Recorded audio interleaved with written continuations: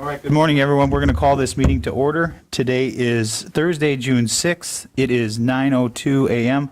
All council members are present, including the town attorney, town manager, and town clerk. If you please rise for the Pledge of Allegiance.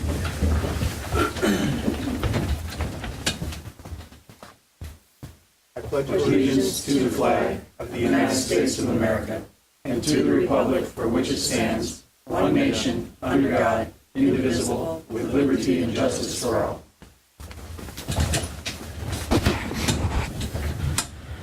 Thank you. Before we start, we got a couple of things we need to talk about before we get going. First, I want to publicly apologize to Sarah. I was a little hard on you on Monday, so my apologies. Mr. Town Manager. Thank you, Mayor, Vice Mayor, Council. I want to introduce somebody. We've hired a planner, a principal planner, Judith Frankel. As you can see, she's live. Judith, you're on TV all the way around this room. We'll get you off of there soon. But Judith worked with me. I hired her in Surfside, and she recently became available, and she applied for the position, and she's AICP certified. She's actually served on our LPA there, and I poached her from that and pulled her closer to the government, and she brings a wealth of knowledge and a wealth of background information and in the industry, and it's really good to have her. And she's met with staff, and staff has interviewed her. She's already spoken with Sarah at length and Frankie at length, and obviously I've known her for 3 or 4 years, so it's a good fit for us. She fits the team very well. So I just want to introduce her this way virtually, and she'll be here Monday and Tuesday, and it'll be kind of hybrid. She'll be doing some remote work and work here and back and forth. So we're really excited to have her on staff. Thank you and welcome. Welcome. You Welcome. want to say a few words? Can she hear us? Can't hear. Hold on, we can't hear you. Hold on one sec. I need to get the volume. Is that? Yep. Go ahead. Try again. No. No. Still not up. Barely. We can hear you, but just barely. Hold on. Try it again. Good morning. Now we can hear you. Okay. Good morning. I'm excited to be here virtually and be there in person next week, and I'm excited to get started. I've started reaching out to the staff to get up to speed and familiar with all of the projects and things going on. So I'm mostly just here today to listen and learn. Well, welcome aboard. Forward to meeting you next week.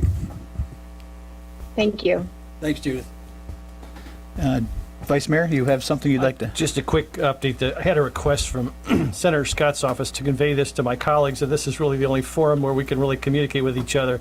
So we were at the Senator's press conference talking about hurricane preparedness, and I ran into Aaron, his staff person, and I asked her for an update on the post office, and I have not been able to get any information as to why it's still not open here on Fort Myers Beach. And she reached out to her federal contacts and said that she wanted me to convey to everyone and the public that they had some challenges with the floor when they were renovating the building, and that floor needs some serious work, and they hope to be done with that work on the first half of July.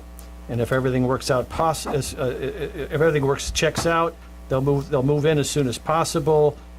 She's guessing mid-August, and then she kind of made a joke that federal government, so you may want to add another month to that. But at least there is. I know there's been a lot of curiosity about why that building is not still open, and I hope that gives people just a little bit of background. Thank you. All right. Our first item for discussion is a review of weekly/monthly rentals. Who's starting this one? Who's Scott? I believe this was you that. Yep. No, it was actually Oh, me. Karen. Oh, sorry. No, it was actually me that brought this up, and it stems from a lot of discussion that I get questions on from our constituents about why is one side of my street weekly, the other side monthly? Where did all these come from? A lot of questions about, have we lost our grandfathering for rentals because we haven't been able to rent? And I know that's on part of the discussion as well. But just given everything with Hurricane Ian, just wondering if there is a time to review this, and there couldn't be a better time to review it and finally put it to rest as to why the change, why the monthly rentals, why the weekly rentals, where do we really want to be as we move forward? Is this an opportunity to change it if we want to do that? Or just to open up some discussion around it? Because there's a lot of background discussion about it. So let me add, I've got about five points I want to talk about. Number one is the language of the original ordinance that was written around 2000 that's antiquated, it's ridiculous. It states, and I state, that you can only rent to people that are blood relation. That is one of our ordinances. And we, in 2018, they tried to change it. They couldn't change it because they're going to lose their grandfather status. And I'll get into that here in a minute. But so I've got 4 women checking into one of my places today that are here for a bachelorette party. Under the ordinance, I'm breaking the rules. I don't know how in the United States of America we can have an ordinance that you pick and choose what part of the ordinance you're going to follow. It's antiquated and it needs to be looked at harshly, because if you have a same-sex couple check in, they're not blood related, you're breaking the ordinance. So I think we need to take a real hard look at that. The other thing with weekly versus monthly is there's nobody really knows if the monthly is 28 days, if it's a calendar month, if somebody checks in March 15th and leaves April 15th, can you rent the rest of April? Nobody really knows. The weekly streets, is it once a week? Is it 7 days? It has to be 7 days. No one really knows. As Karen mentioned, the grandfather status, that's a whole nother deal. We had houses that were weekly, and now that they were destroyed, is that when they rebuild, will they still have the weekly designation? I don't know, because they were supposed to pay, a fee to keep that status up there. So we're getting a lot of emails of people that just don't know the status of their house. It's tough for the realtors when they're selling a place. They just don't know. Just real quick on that, Scott, if you don't mind, the last 2 points we've talked about before you were on council, and I think it might have been before John and Karen, we had talked about those 2 points. The second point, it was made very clear, at least of my recollection, that whatever you had before the storm, you will be able to get back after the storm. That's what was talked about. Codified it? Well, my understanding, according to the attorney, is that's the previous attorney. That's the way they interpreted but it was the intention of the council at the time to make sure that whatever they had before the storm, we certainly understood that, people were displaced or the houses were wrecked, and the timeliness of getting their application back in was going to be an issue. So before the election, there was discussion about that. If Jim, do you remember? I believe we had that discussion about making sure if you had the weekly, if you didn't get your application in in time, they'd still be honored to do that. They wouldn't lose their status of that. Okay. And then the other point, refresh my memory, I'm sorry, you had 3 in a row. The second one you said. So the grandfather, number one was the language of the original ordinance. Yeah, so that was discussed again. That was way before the storm. It was, the 30 days was from the 1st to the 30th, because that's what brought this up the last time, was the discussion about, well, what's 30 days? Is it? It's actually 28 days. Well, what is it, if I rent it on the 15th, does that mean then till the 15th of the next month? Is that 30 days? And we were told, no, it's from the 1st of the month till the end of the month. That's how they were doing it, or that's how it's the calendar month versus, because that was the argument we were making before, is why do we care if 30 days is a rolling 30 days? So, especially in the middle of the summer, if you've got 2 weeks rented in July, or you've got a week in the end of July and they want to carry it over to the week in August, now you've lost both those months. So that was the discussion, and that's actually what prompted it to be sent up to the AG's office for an opinion. and they told us if you change one word, you'll lose your grandfather status. So I think that, and maybe Becky can opine on this, I know that he sometimes had a different interpretation of, but this was actually sent up to the AG to review about the 30-day thing. Yeah, I think there just needs to be a lot of clarity right now with, you know, the realtors are trying to sell, you know, the houses, the vacation rental companies. We want to play by the rules. We want to know what the rules are. So I think we, you know, and we're not having a discussion if we should change the whole island to weekly. We can have that discussion. Nothing's going to be decided today. We're just having a, you know, open discussion. What I also want to talk about, though, Mayor, is that in 2018, when they started charging for short-term rentals, they came up with this phone number nonsense. The phone number never worked. It hasn't been in service since the storm. I still don't know why that was even passed, because that's what we have the sheriff for.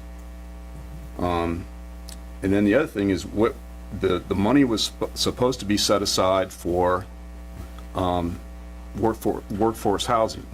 Now I look at the budget and I see short-term rentals as a line item. Are we holding that money, or is that part of the general fund? Maybe Joe can answer this. Do we really want to save this money for workforce housing, or?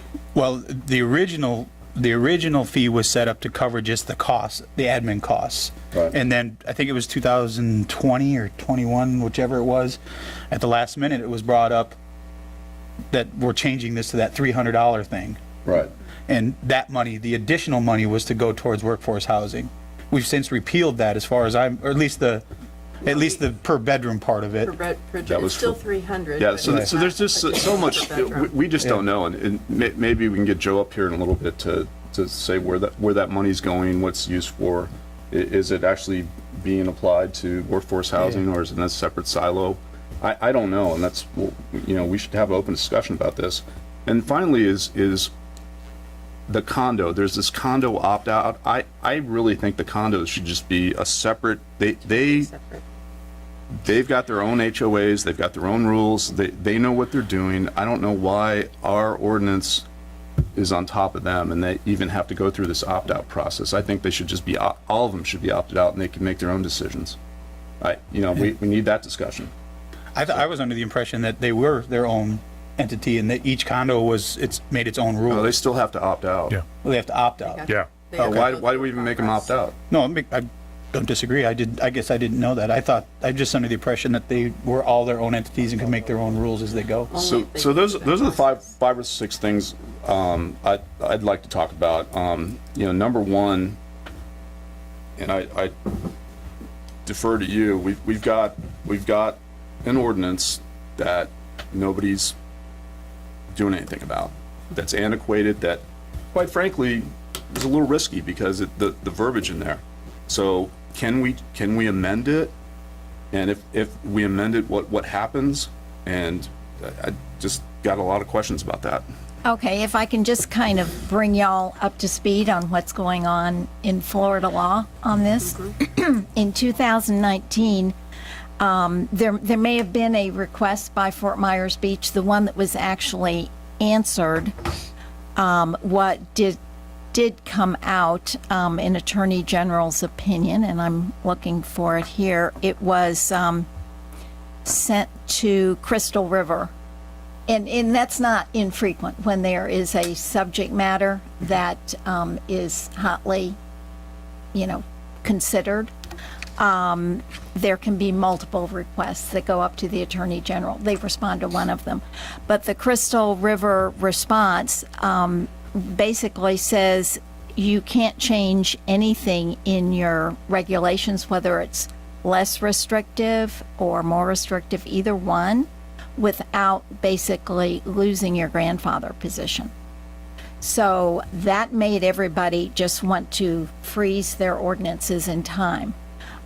There have been numerous statutes that have been proposed in the legislature over the last several years, none of which were actually passed by the legislature, and each one of those had a provision that said if you are making it less restrictive, you don't lose your grandfathering. That is also true of Senate Bill 280, which, that's in 2024, that has not made it to the governor's desk yet. It was passed by the legislature, but there has been an effort by a lot of municipalities and counties to get it vetoed by the governor.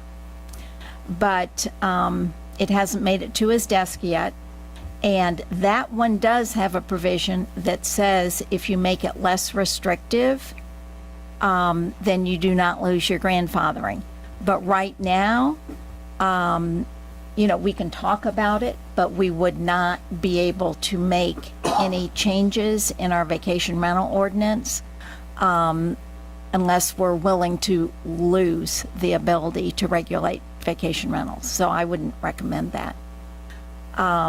But how do you have that section in there saying you have to rent to people that are blood relations? And running to blood relations doesn't even make any sense, as you pointed out. Well, married couples aren't blood related, they better not be. Did you hear that, Andy? But anyway, But Maybe in Tennessee. how do you have a law? How do you have an ordinance that you pick and choose what piece you?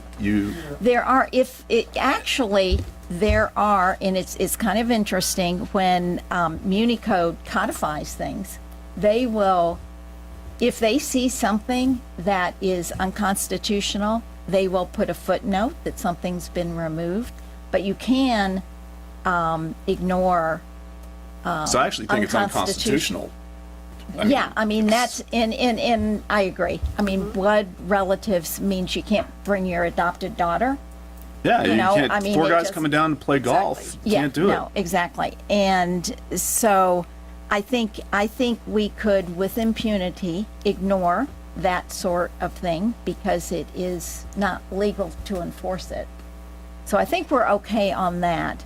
I'm just very hesitant to say that we should make them all weekly. Even if you really want to make them all weekly, now's not the time to do it. If 280 gets signed, or if it goes into effect without the governor vetoing it, because he doesn't have to sign it, then the gloves are off. We can change it as long as it does not become more restrictive. We just can't at this point. I think what is time sensitive about this particular discussion is that the applications for vacation rentals are due now. And I think people are very, very concerned that their house was wiped out. And there is a provision that if you don't do it every year, basically, and have proof that you rented it, that you can't go forward with it. Becky, Now, is there something that administratively, like we did before, that we can just direct staff that? Absolutely. If you- We if can. you were- We are under a state of emergency still. Okay. That's what we I wanted to can- get at. I don't we want can- anybody to lose what they had before. Absolutely. And because we are, and that's one of the reasons, one of the many, many, many reasons we are continuing to continue the state of emergency. That gives us certain powers over our ordinances, and that would be a very reasonable thing to do. And it would, you could do it by resolution. You could make a finding that, people lost the homes, it wasn't their fault, they didn't intentionally stop using it, and that, there can be an administrative directive to staff to process the registrations and to, go forward as if the places were not, destroyed. Well, I would support drafting a resolution to codify that. Because Sure. then, if Yeah. that way, if the state of emergency ends, we now have the resolution that we could fall back on to Sure. continue that. Should the state? Okay. Absolutely. I would support that. I would too. I would as well. Okay. Could we also do a resolution for the condos, that they could stick by their association bylaws and not have to go through this opt-out program? Sure, we could do that. I don't see a problem with I would support that that. resolution as well. Yeah, I wasn't aware of that. I didn't know there was a process they had to go through. Yeah. make it an automatic opt-out. Automatic, yeah. And just to have them go by their own association bylaws. Okay, and we can put some whereas clauses. I mean, obviously, this was not the top thing on condo's list of things to do after the storm. Right, exactly. So, But now they're you know, starting this is to get making back. it, yeah, this is making it a little easier. Well, as they're getting on back them. in, they're sharing the same concerns to Karen and Scott's point. Yeah. So, okay, I can prepare both of those resolutions for your next meeting. That would be great. Well, On the okay. 17th? Yes. Yeah, because you're off the following month, so Right. definitely needs to be before then. And then I heard from a number of people, I know we used to send out these notices and billings and everything for renewal of short-term, and no one has seen them yet, and I don't know where we are with that. Or if they should just, or how, how do you want this to look? So we have reached out. There's a number of people that have called in and talked to me that they haven't received them, and what we've done is we just process them like if they had gotten it. So a few of the emails that we gotten, one yesterday, a lady who normally gets it like in April, and all of a sudden she didn't hear anything. June 1st they're due, and she panicked, and we're facilitating all those people that did not receive one, just have them call in, and we will take care of it and treat it like it never happened. And who did they talk to, Frankie, or where did they call in? Patty Provost is our head of short-term rentals. Could you spell her last name so everybody has it? You were going to ask. Provost. Yes. Oh, There was an okay. E in there, but Like yeah. the what? But you got to add the E at the end, right? No, not potato. No, there's no E on there, Yeah, right? no, we're not spelling potato. Something you see at colleges. But, yeah, and so she's the head of short-term rentals. I had a Okay. discussion with her a couple days ago about this because she had people calling already.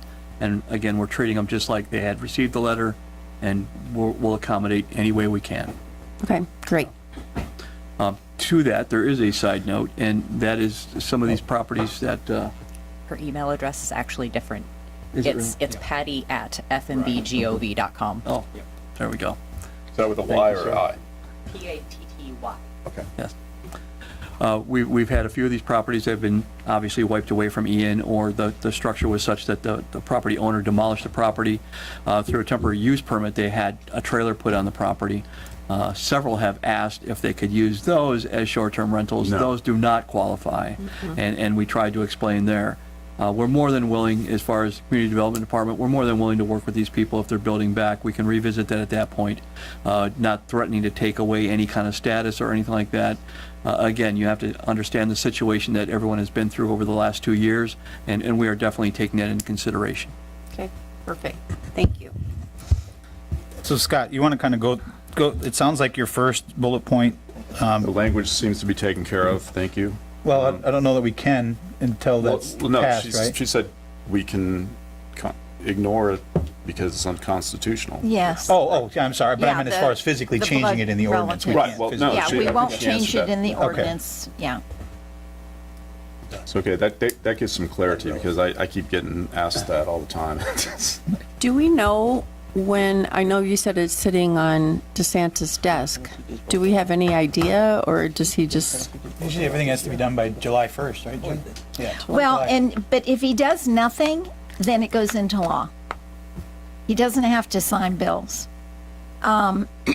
So he either signs it, doesn't sign it and goes into effect, or he or vetoes he it. vetoes it? And I know that a lot of cities are requesting him to veto it. Yeah, because they've been Because- trying for years to sneak this in and take away home rule. Oh, absolutely. And Florida League of Cities, and we're part of that, of pushing back very, very hard, because this is just the first step. It's the first step of getting the foot in the door, and, once it goes back to state control, Oh, yeah. it's not good for anyone. Yep. So before we get into weekly, monthly discussion, if I could ask Joe,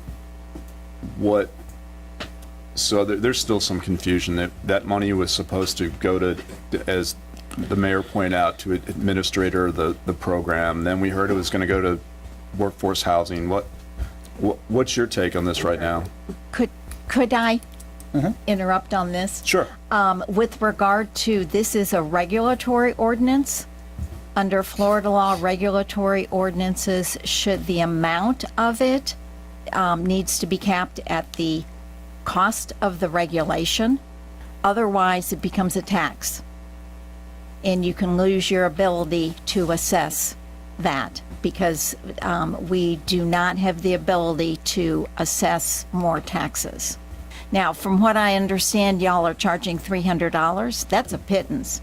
I'm surprised that it's that low. The other cities that I represent that are coastal cities, it's much higher than that because they go through a very rigorous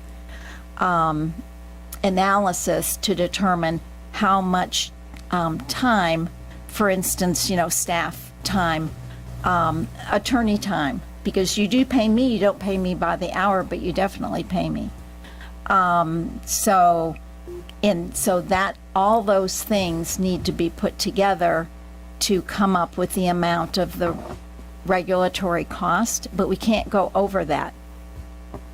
What you do with that money, because that money would go into the general fund, what you do with it to allocate it someplace else is, whatever you want to do. You can either Do we actually pay know for the cost or, Well, Joe could probably yeah. tell us a little better what the Cost it. yeah.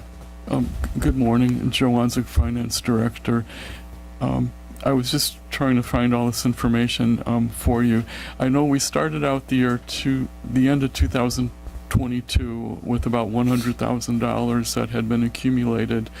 That was specifically, I think the way it worked originally was that there was a $50 fee originally, and then there was $250 added to it, and that additional $250 was to be set aside for workforce development. And so in that initial implementation, there was like about $110,000 that was collected with that understanding. So that's still sitting there with the earmark for workforce development. I was just trying to see if I could figure out 2023, but there was discussion, and I know in my presentations I had explained what the actual cost of running the program was, and the amount of money that we were collecting actually just barely covered the cost of the program. I think if it was like it cost 97% of what we were collecting was the actual cost of the program. And so there was discussion as to whether we should only put the amount that would be left over after funding the cost of the program into workforce development. But I'm trying to find if that was actually codified into the resolution to do that, but I know that was proposed. But if I can find where it was codified in the resolution that only the amount remaining would be going to workforce development, I think it would be about $50,000 possibly last year for 2023, but this is just an initial assessment. The final figures aren't. So Joe, are you saying the $300 amount is just barely covering the cost of the program? Yes. Okay. I wasn't sure if you were talking about the 50 or the 300. The 300. The 300, okay. At least according to the budget we had for 2024 and the number of rentals that were expected then. So the fee versus the number of rentals and the cost of the program in that context would just barely cover it. Because I want to, if memory serves me right, Vice Mayor, maybe you can help out with this because there's been a lot that's happened. I seem to remember that the discussion, we were both caught off guard because there was no previous discussion about the change. And then that it also went along with the parking fee increase from the $3 to the $5. And that money also was supposed to but my understanding is it was to go into the general fund, then it could be used for a workforce housing program. I don't know if it was ever codified in the ordinance that it would be specifically for that, but if you could find it, that'd be great. I can look for that. I was not aware of that, but I certainly can look for that. Is that your recollection of kind of how it went? Well, like you say, it was kind of put before us last minute, and there was very little public input, if I remember correctly. And I believe the parking increase was not only for workforce housing, but I think there was also an attempt to allocate some of those proceeds to a parking app that would help people yeah, that's right. find a parking spot on the island, if I remember correctly. But Yeah, I guess that's- I'm a little gray on it. There was a lot of, but it was very vague, and there was not a lot of certainties as to where funding was gonna go. So if you could, anything you could find would be helpful. Well, I think that's just generally the case in the general fund, is that the revenues just come in and they're like, so parking revenue does go into the parking department, and then into that department are charged the specific expenses, like for the parking app, whatever. So you could take a look at that and see, do the comparison to see of revenue to expenses to see how we're doing in that respect. But it's not that that's the extent to which it's allocated. It goes to the department where the expenses are.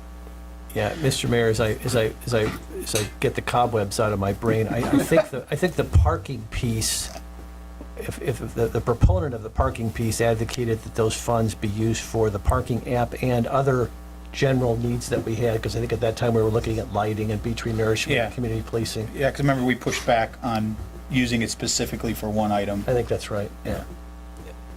Well, we'll get there.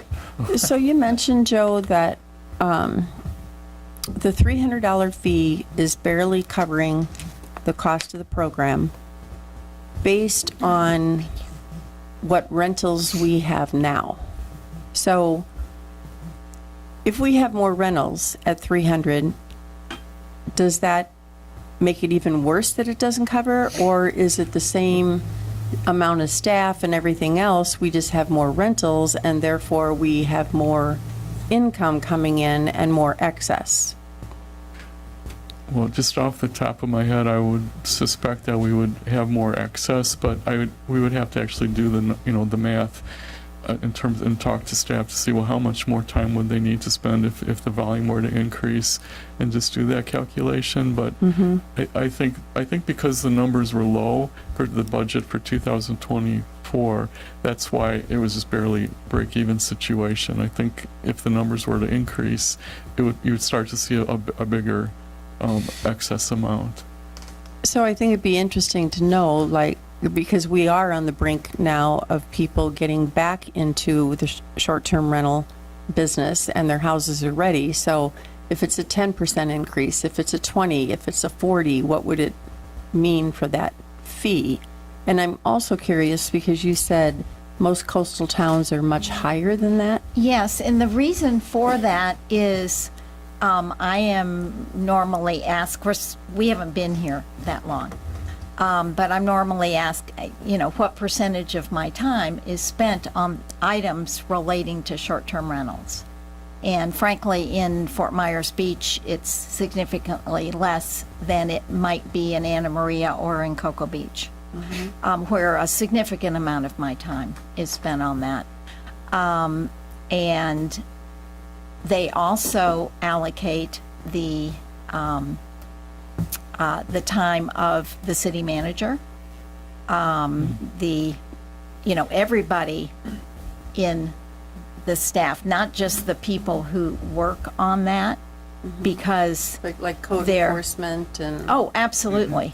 And the cost of having the code enforcement hearings, because I would guess you maybe wouldn't have as many code enforcement hearings if you didn't have it.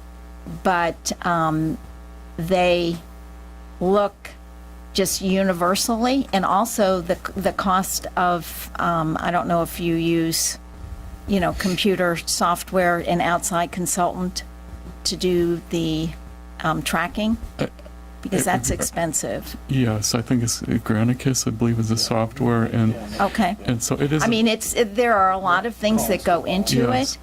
it, and so the fees are higher. And to be honest with you, we have not factored all of that in. I mean, basically, it was like more the cost of the software and the person who actually works in that department. Yeah. That we did not factor in all the other costs. And I would suggest that you factor in all the costs, because honestly, you're not supposed to charge anything more than your actual expenses. And the actual expenses include my time, city manager Frankie's time.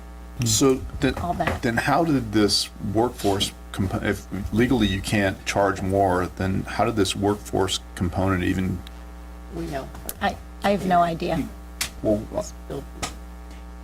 That's why I think it was just a discussion about it could potentially be used for Okay. that, more than it was just specifically for that. Once it lands in your account, you can do what you want to with it. I think, though, in fairness to the record and to history, I think to Scott's point, this short-term rental increase was to be allocated specifically and only for, aside from the administrative cost, anything in excess of that was to be set into a separate fund for. was that codified? We'll have to find out. Yeah, I don't know how the attorney eventually drafted it or put it, the old attorney. I don't know how they implemented it or put it into practice, but that was the discussion and the intent of the author, if I remember correctly. But I think it was done in September of '22, just before the storm. Right, it was. So it'd be fairly easy to find, I would think, if it was codified. Okay, I will certainly I'm pretty look- sure it was at look the two that. budget meetings Okay. when the increase It was. happened, because I watched them. that's when the fee went from 50 to 300, Mm-hmm. and then this whatever per room. And then they wanted to add another $100 per room, which we took away in '23. Yes. But yeah, it was in the budget meetings of 2022. I might add just one thing to Becky's point. Code enforcement in the past was lax island-wide. With our new certification staff and our larger staff that we have, enforcement will be going back to where it should have been and done properly. So that means more inspections, that means more people being held to be compliant. That may have either been teetering or may have had other situations. Not saying that we're going to go down with an iron fist, but we do have to be compliant as our relevant situation with FEMA. Things have to be documented properly. We have to follow the plan that the town had in place and agreed to with FEMA as far as building a new structure, making sure that structure follows certain guidelines. So that's where code enforcement is really going to step up its presence, not only in short-term rentals, but island-wide. But to the point of added fees, we never really added that portion, into that calculation before. It's definitely going to be a proponent of it moving forward. Cases going to magistrate, cases just being mediated, coming in and getting a permit, talking to the building official, getting those type of people involved to make sure a residence is safe, is compliant. So Becky, how do you go about calculating that cost? I mean, if we're grossly undercharging for the service to operate the service, is that something that we need to look at? I think I'd be happy to work with Joe, and because I'm aware of how they do it in other municipalities. Because there would be a discussion with me and with Andy and Frankie and other people on staff as to what percentage of their time is taken up. And then we know what, salaries and overhead are for our different staff members, and we can figure out if 5% of their time is allocated to that, or if 35% of their time, whatever, we can make those calculations. Well, I'd be interested in seeing that data, just to see how it compares to where we're at now. If everybody else is okay with I it. would love that. I mean, I suspect it will be much higher. You can always charge less, but you can't charge more than the cost of the regulation. So just to know how much it actually costs, and then we can make a decision Right. from there, would make You have sense. to also look at how many, projected how many more vacation rentals Right, are going right, to come and do it, online. that's what I said, add the 10% or 20 or 40 or whatever it would be, and see what that, Well, I think in ranges. that data gathering, it would be nice to know where we were at the peak at 2022 before the storm versus where we're at now, to see what the shortfalls have been and what we could potentially be back to in the next couple of years. right, the projections. And I do know that, for instance, in Anna Maria, that is part of their budget process. They bring forward, the analysis of what it is, and it's past the resolution assessing the fees for vacation rentals is part of the budgetary process. All right. Karen, Scott, anything in this first item? Well, I think what I'd like to see is with this weekly, monthly definition, what exactly is a month, what exactly is a week. I'd like to see a roundtable with, stakeholders in the future, the short-term rental people, the people that want to protect their monthly rights. I think this discussion needs to be made. I think the big fear is that, we're going to turn into some of these islands that these corporations come in and buy up just a swath of land and build short-term rentals. I don't see that happening here. I mean, most of my clients are, people around my age that bought a property, they're not ready to retire yet, but they want to make some income until they make that move here. But I think we need to have this discussion. I think it's, I think it's a good time. I know we've got a ton of other stuff going on, but I think, the real estate market, the realtors need to we all need to be on the same page. The town, the short-term rentals companies, the realtors, we all just kind of need to be on the same page, what the definitions are, what's our view of the island going forward.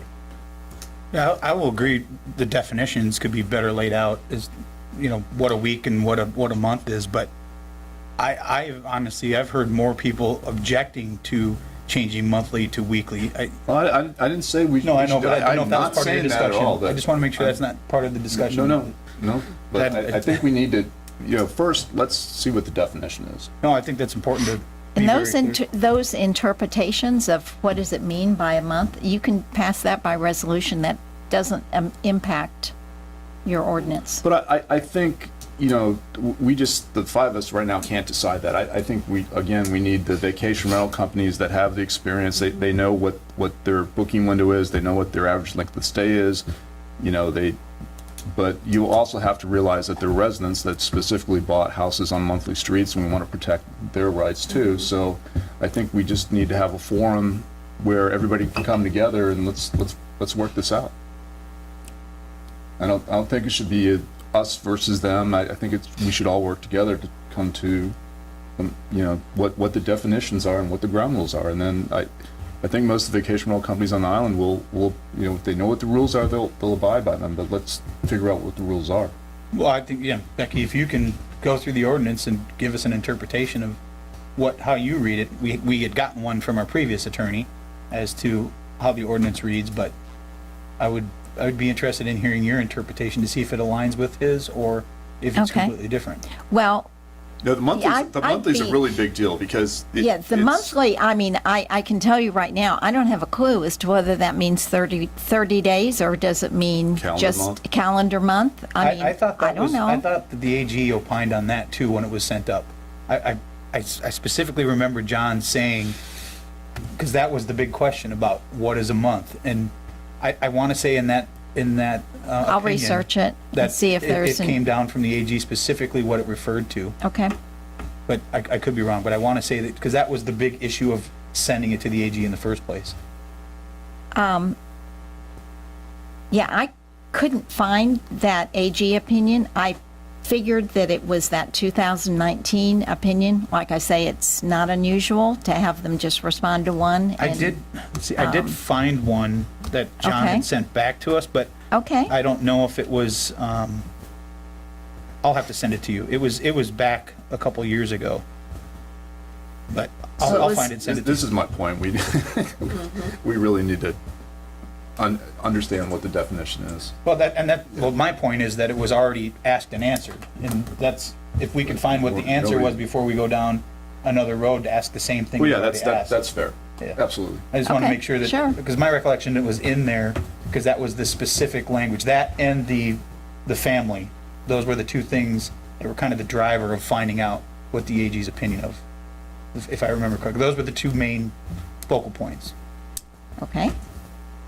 So if you can find it, that'd be great. I found it last night somewhere, or I should have sent it to you then. I've got one more thing. I know we've spent a lot of time on this, but it's been good discussion. And this is for Andy and Frankie. So we were supposed to have this phone number that people called and complained, and are we even doing that? Do we need this phone number? I mean, isn't that what the sheriff's for? Or It depends on what you're complaining about. So, I mean, if you're, Well, there was supposed to be, now, again, I'm going under 2018, so my memory's, not there, it's 6 years ago, but the part of the ordinance was we were gonna have a hotline that you call, and if there is a rowdy, and that's why when you fill out the short-term rental form, you list who the agent of record is, or who the manager is, because you were supposed to have a phone number that you called, and somebody was supposed to answer that phone. So if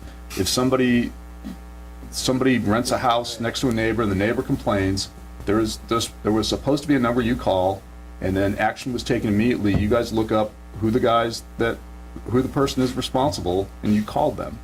I don't think I don't think that's ever happened. well, we don't know about it. It hasn't been since we've been here. So, Right, and so- we just don't have the wherewithal to even do that. I don't know how Well, that I think it functioned went in the further than past. that, though. I think on the house, there was supposed to be something posted Yeah. with the phone number to get a hold of directly the Which never agent. happened either. I mean, isn't that I what the don't know. police are for? That's exactly right. The non-emergency, we have to stress the Now we're non-emergency actually- number unless it if- is an if we've- emergency. If we've got this of the 800 SO. number that you're Yes. supposed to call, and you guys are supposed to run us down, now our cost just went up.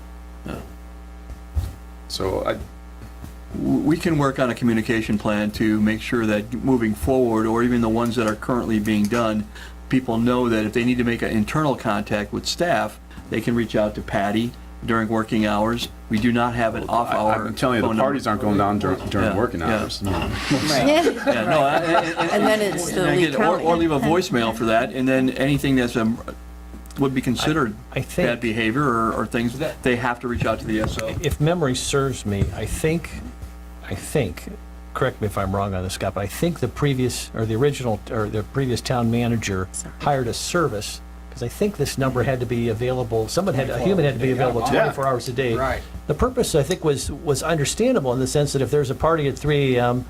or there's issues, or there, like non-emergency issues, at least you'd have a way to somehow get a hold of the owner of the property in some capacity. I'm not sure how efficient it was. But looking at costs, Vice Mayor, that it's costly, and isn't that the function of the Sheriff? sheriff? Yeah, I guess Well, so, but to a it's- point. To a point, I think, yeah. Either you do it or you don't, and no. we had it on the books to do, and we weren't doing it. No, so- I don't, I agree with you. If we're going to have it on the books, we ought to do it. Right. I think it's absurd that we're not doing it and then requiring people to have been putting this number out there. There's two questions. Do we do it? And if we're gonna do it, let's do it. Yeah, Yeah, I think it's worth been discussing. used. I've talked to several people that called that number. Not in the Yeah, last 2 I have years. staff Well, no, of just, course not. Yeah, I mean, but- staff just reached out to me and they said that there is a hotline that is still being staffed or answered 24 hours a day. I asked who the contact person is, and they said the listing agent. So the number to contact would be with that. yeah, I think they would call to the hotline, and the hotline would call directly to the agent and say there's been a Right, so we're reported paying issue. for this right now. Do they know how many calls they've gotten, what it's costing us? Because if The we're getting person I'm one in call a contact with is month- no longer involved with this, but I mean, that's the plan that they had in place. But we're still paying for it? I can get that information to you. Okay, that'd be great. Well, technically, the short-term rentals are paying for it, because that would be money that would come out of that Yeah, we application can, fee. yes. So the taxpayers aren't paying for it, the short-term rental people, would that be how it would, yeah. So that's one of those fees that would come out of that bucket. Right. Okay. So that just needs to be included as we look at the total fee structure. Which I'm guessing it probably already is, but. Okay. Okay. That's all I have. All right, anything else on the item A? I just wanted to chip in. I was busy looking through last emails when some of this stuff came up last year during budget, and Joe and I exchanged emails. At the time last year, for this year's budget, $297 of the $300 was needed to cover the cost of the program. So that left $3 out of the $300 for workforce housing. At that time, also, $150 of the $300 was to cover the cost of the processing and the software. And then we were also discussing the person that was running the program, their time was just estimated. So I'd hope going in the future, we'd do a better, and I guess, Mr. Town Manager, that's on you guys. instead of estimating what she was estimating 25 to 40 hours per week for running this program. So I would like at least a better accounting of it. We can definitely do that. Definitely. Thank you. Yeah, I think that goes along with that actual cost of what all the staff time, including yours and anyone else, code enforcement. It'd be nice to know what those numbers actually are. Anything else, John? That'll do it. Thank you. Jim, anything else? No. Karen, you good? I'm good. Scott? I'm good. All right. Next is Old San Carlos parking fees. John, I believe this was your, Right. I had a resident come to me and ask if there was a way we could help businesses during this slow season. And so I brought it up to council, and we turned it over to staff. And I think Frankie and Joe went through, and we've got some, I guess, bad news. So we got this handy dandy bridge loan from the state to help us. Part of that was, in receiving that loan, was not to shoot ourselves in the foot and take away revenue that we're actively pursuing, such as which is with the parking fund. So it states right in there that all non-ad valorem revenue that we collect has to go towards the repayment of that loan. And it's very specific on what it dictates is classified as non-ad valorem revenue, and the fact that we pledged to that in acceptance of that document, and that those funds kind of handcuffs us to do anything of that sort. I'm glad someone caught it. I'm glad you caught it. Was that you, Joe, that caught it? Yeah. Yes. Good Of job. course. Good job. Yeah, that could have been very bad. That could have been. So this is a non-issue. Yeah, it has. Unfortunately, unless we can come up, I've tried racking my brain, and honestly, I can't. I think through the PIO, maybe we can push stuff out about, plenty of parking, come and visit the businesses, something along those lines. All right. Thank you. Do we have any other suggestions to help the smaller businesses in downtown? Well, I mean, there's the private parking lots that have reduced their rates now because of summer. I mean, they were up to $20 and $30 a day, and now they're back down to 10. Yeah. So at $5 an hour and 2-hour limit, that's only $10. And then you got to either put in more money or Yeah, there move is your car. there is So no more 2-hour limit. There is no more 2-hour limit. No, we did away with Okay. that while ago. last fall. Yeah. Yes. Last year. Okay, I know that's right. Okay, so, but still, even if it's $5 an hour and you're there for 6 hours, you're at 30, you're better off to go to a smaller parking lot, private lot. And then there's a number in that area, and they all have reduced their fees for summer. Is it possible to, it's been brought up, is it possible to expand? I know it's unfortunately just for residents that have the resident parking pass. Is it possible to expand where they can park? It's not affecting the fees, but, I mean, it's a small gesture that could potentially help, people that are going to drive from the... That can totally be done, because the areas that we usually use for residents is underneath the bridges Bridge, area. yeah. And with residents, again, still at a minimal impact to the island at this point, that can absolutely be done. I mean, I think that would, maybe it's only just through the summer months, from this time to this time you can do it. Yeah, I think that'd be great. I mean, I do too. anything that can help. Because in the summer, a lot of people aren't going to ride their bikes up there in the middle of July. Right. You know what I mean? Some will. They can't ride their bike on the sidewalk. Yeah. Well, unless they have an electric bike and go, no. Becky, would they need a resolution for that, or can they just give us direction to? I think the direction is fine. I think so. We can just issue something through Nicole that between July 1st, since we're getting close to July, or between now and September 30th. Or why don't we say June 15th? Can we do it that quickly? We can, as I'm saying, today through or whatever, as soon as we get out of here, we can send something from today through September 30th. Residents can park anywhere. With Your pass. At a town parking in a spot. town right? spot. Correct, we gotta qualify that. Yeah. Or the extras coming out of your salary. Yeah. Mr. Mayor, just a thought, since this is somewhat related to potentially what we're discussing next week in terms of the millage rate.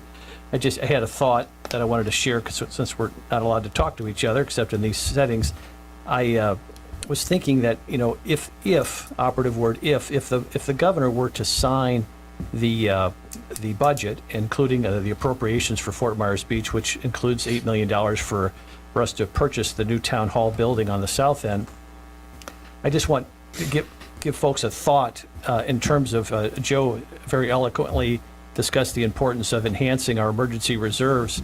If that budget is signed and we're able to purchase that property on the south end, I think particularly given the fact that we decided not to move forward with the low-income housing proposal for the Old Town Hall property, I think that Old Town Hall property becomes ripe for consideration for sale to enhance our emergency reserve fund. I asked Amy to send me the appraisals for that property. There were 2 appraisals done last year.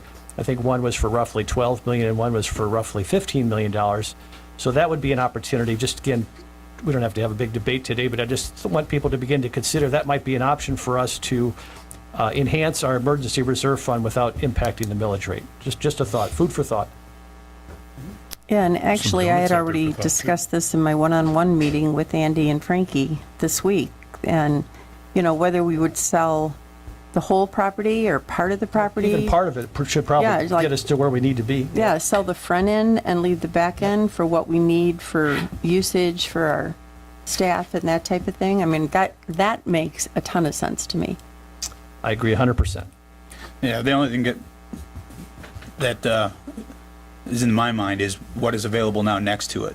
You know, so every decision you make obviously has a consequence. So does that parcel then go to the same, now we're dealing with what we're dealing with across the island with someone comes in, to your point, Scott, and is buying up all this area for development, and we're sitting here having discussions about something we don't want to have discussions about. Because the Just the opposite side. Yeah, of and it. then, well, the other side of that coin is when, I think they're trying to do the front part or the back part of it. Back part of it. Yeah. and then can you actually budget something like that, Joe, based on a potential sale? I mean, you can't. The right? fire department, by the way, just for point of clarification, I understand the fire department's building on the front of that property. Yes. Correct, yes. And, but again, the value of that property for the Old Town Hall is obviously, the majority of the value is the property that abuts Estero Boulevard. So if we were to keep some of those back parcels for town purposes, I still think we could derive significant revenue from that sale. But if you think about it, if the fire department is building on the front, and we'd be selling the front and keeping the back, so it becomes a mismatch, so it doesn't become a huge plot all the way across. It is odd that the fire department's not building in the back. That does seem odd to me, but, because why do they need frontage? But that's not my decision. Yeah, I just worried, I mean, remember what we had before the storm, the issue was always, God, if we could just acquire some land to be able to do something, whether it's a connectivity of a bike path or have green space or something, and I just pause a little bit when it comes to selling something that we already have, you know, you're never gonna be able to replace it once you sell it. True. So, I mean, if we can get through it without having to do that, Joe, that would be great, but no pressure. So, we can add it, you want to maybe add it to another M and begin a Well, I discussion? don't think we have the luxury to add it to an No. MP because we have to make a decision on the 17th. Hopefully, the governor will help us with that decision by signing that Let's hope. legislation. Let's Yeah. hope. Good point. He was just in town, we could have asked him, I guess. Did you get invited? Long story. Yes, I did, but by the Because I time never get an invite, so. By the time I got the message, it was too late. All right, anything else on the parking fees? You guys have direction with the parking stickers? Yes. All right, next is the Island Reentry Communication Plan. Mr. Town Manager? Thank you, Mayor. If I, Yes, go ahead, sir. since I asked for this, Oh, sorry. and I wanted to sort of set the table a little bit Please do. to get some focus. The previous town manager let it be known that he had a plan for a hurricane, and he let it be known that that they were going to execute that plan, and then he let it, and it was very poorly communicated. And so as we enter hurricane season, it's my understanding, talking with you all one-on-one, that we have a plan, and I have great confidence in the team to execute that plan. But I think where we could use a little work is to communicate that plan, and that's the purpose of today. So I just really wanted to give people a sense. One of the biggest challenges, as everybody knows, there were a lot of challenges. One of our biggest challenges is re-entry after the storm. And if it's not clear to people, if people don't have confidence that they could get back on the island, they're more likely to stay on the island. So I just wanted you guys to give you a forum to kind of talk about what your plan is, help people better understand, give them some comfort, and just and then if we have questions, we'll follow up. But I wanted to sort of lay the foundation for today. Of course, as you all found out, almost 2 years ago, you'd never know what you're going to get. It can be expected to be one thing and you get another. Everywhere I've been, I've tried to make sure that we not only had that plan in place, especially for reentry, because usually on barrier islands like this, or even where I was in Northeast Florida, there were several entry points and you had to communicate with several municipalities as far as when they were going to let somebody come across their bridge, when you were going to let somebody come across your bridge, and then it was FDOT controlled, and then you had your police department, and you had in our instance, you had the sheriff's office too that you were working with. So it's all about the relationships and the communication, and we just so happen to have a meeting that's scheduled this afternoon with the Lee County Sheriff's Office and the fire department, just to continually talk about this. We've got the hurricane passes that we issued last year. Tom has the example, and we also have the window sticker. The window sticker is key because I left it. I left my pass at the house. You're going to remove some of that if everybody comes to get the sticker. Those are now available, and we ask that people come and pick those up. Oh yeah, that's perfect. If we can get them on the screen, that they come pick those up and put them on the windows. And also the other pass is available too. So we're going to work with residents, the same way we do with any parking pass that we have, anything that's accessible for parking. Go ahead. Andy, can I just stop you? Because that's such an important piece of the puzzle, and I'm sure Jacob's going to pull that up here. But we had a nice, during the interim town managers, and I think it continued under your leadership, we had a nice sort of recruitment effort to get everybody get the new parking a re-entry pass. Does that mean people need to come back now and get the sticker? Do they need to fill out the form? Can you just kind of walk people? I love the sticker idea, but that's the first I've heard of it, and I don't know how to Correct. if they've already gotten their new re-entry pass. Well, the re-entry pass, the sticker is what we use for the parking in general in town. We were just talking about parking, where they're going to park and things like that. If they already have the pass, that'll work. We got the stickers, and we're going to use those in case people say, I forgot my pass. We want to make it fail-safe. We want to make sure that we're not having this argument with Lee County Sheriff's Office or fire department or the state troopers at the point of entry. We're going to have staff located off-island, and a location will be, and we're going to be advertising that very soon. We want to get all this information out. We hope to be like at Target, strictly because it's a bigger parking lot, a little further away, a little more out of the fray. And we'll have one of our vans or both of our vans from the Parks and Recreation tent set up where people can go. I know I've spoke with Bonita Springs when they allowed people back on the island. They came to their town hall. You could come to their town hall. You get your pass to get across to the island. Did you move it over side by side? So we would encourage people, if they can, to come and get it. We like to personally stick those on ourselves, just because the other passes could be passed around and that type of thing, and it could be a non-resident gets it. This just gave me, because when you put them, she's not here, but when you put them on our vehicles for our parking. Correct. The Public Safety Committee has been talking about a way to identify people. And whether people want to do it or not, I know the numbers that are on there, if they come and we put the sticker on, that could then let us know like whose car belongs to who. Correct. And should a car be left behind or something, you could identify the person by the sticker number. Is that part of the Correct. process? And some people might say, I don't want my name on there, but we do take information. I mean, it's just like the hurricane entry pass. You had to have your driver's license, fill out a form. I mean, there was a lot of information there. So we're getting the information. But yes, that even helps even further.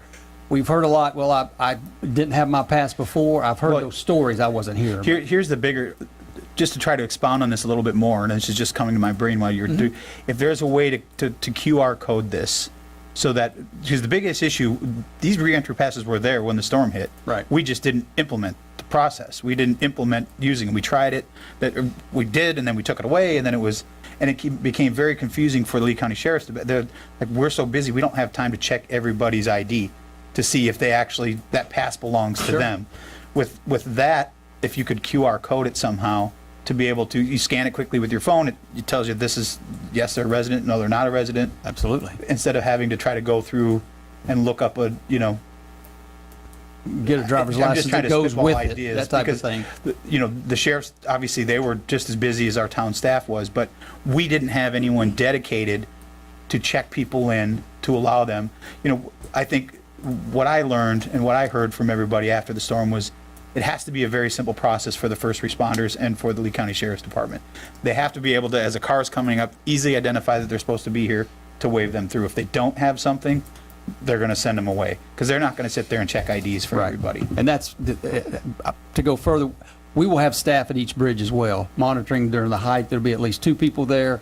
Tom's staff will be out there, and then when it's a little less active, there'll be 1 person there along with Lee County Sheriff. We will man the bridge ourselves as well to identify those stickers as they come across. All we worry about is the sticker or the pass, not so much who's in the car. I mean, it's the blood relative thing, right?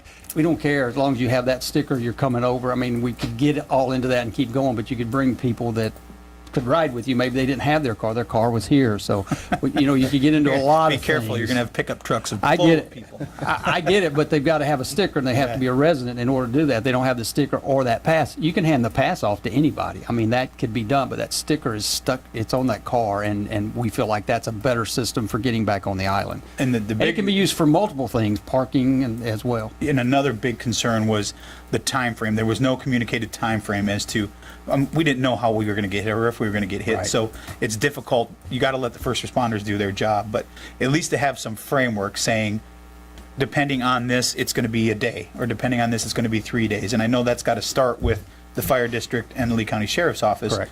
But I think, if, to Jim's point, if people know that ahead of time and we just keep pushing it and beating it in their brains through the PIO over and over through hurricane season, that here's what the plan's going to be. If you leave, you'll be able to get on. Here's the time frames, because then I think more people will leave because they won't feel necessary.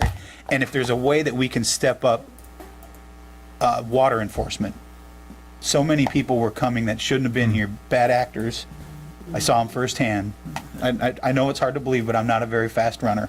And wasn't that But you're a long distance runner. Becky, you're the last person I thought was going to laugh at that. I like you even more.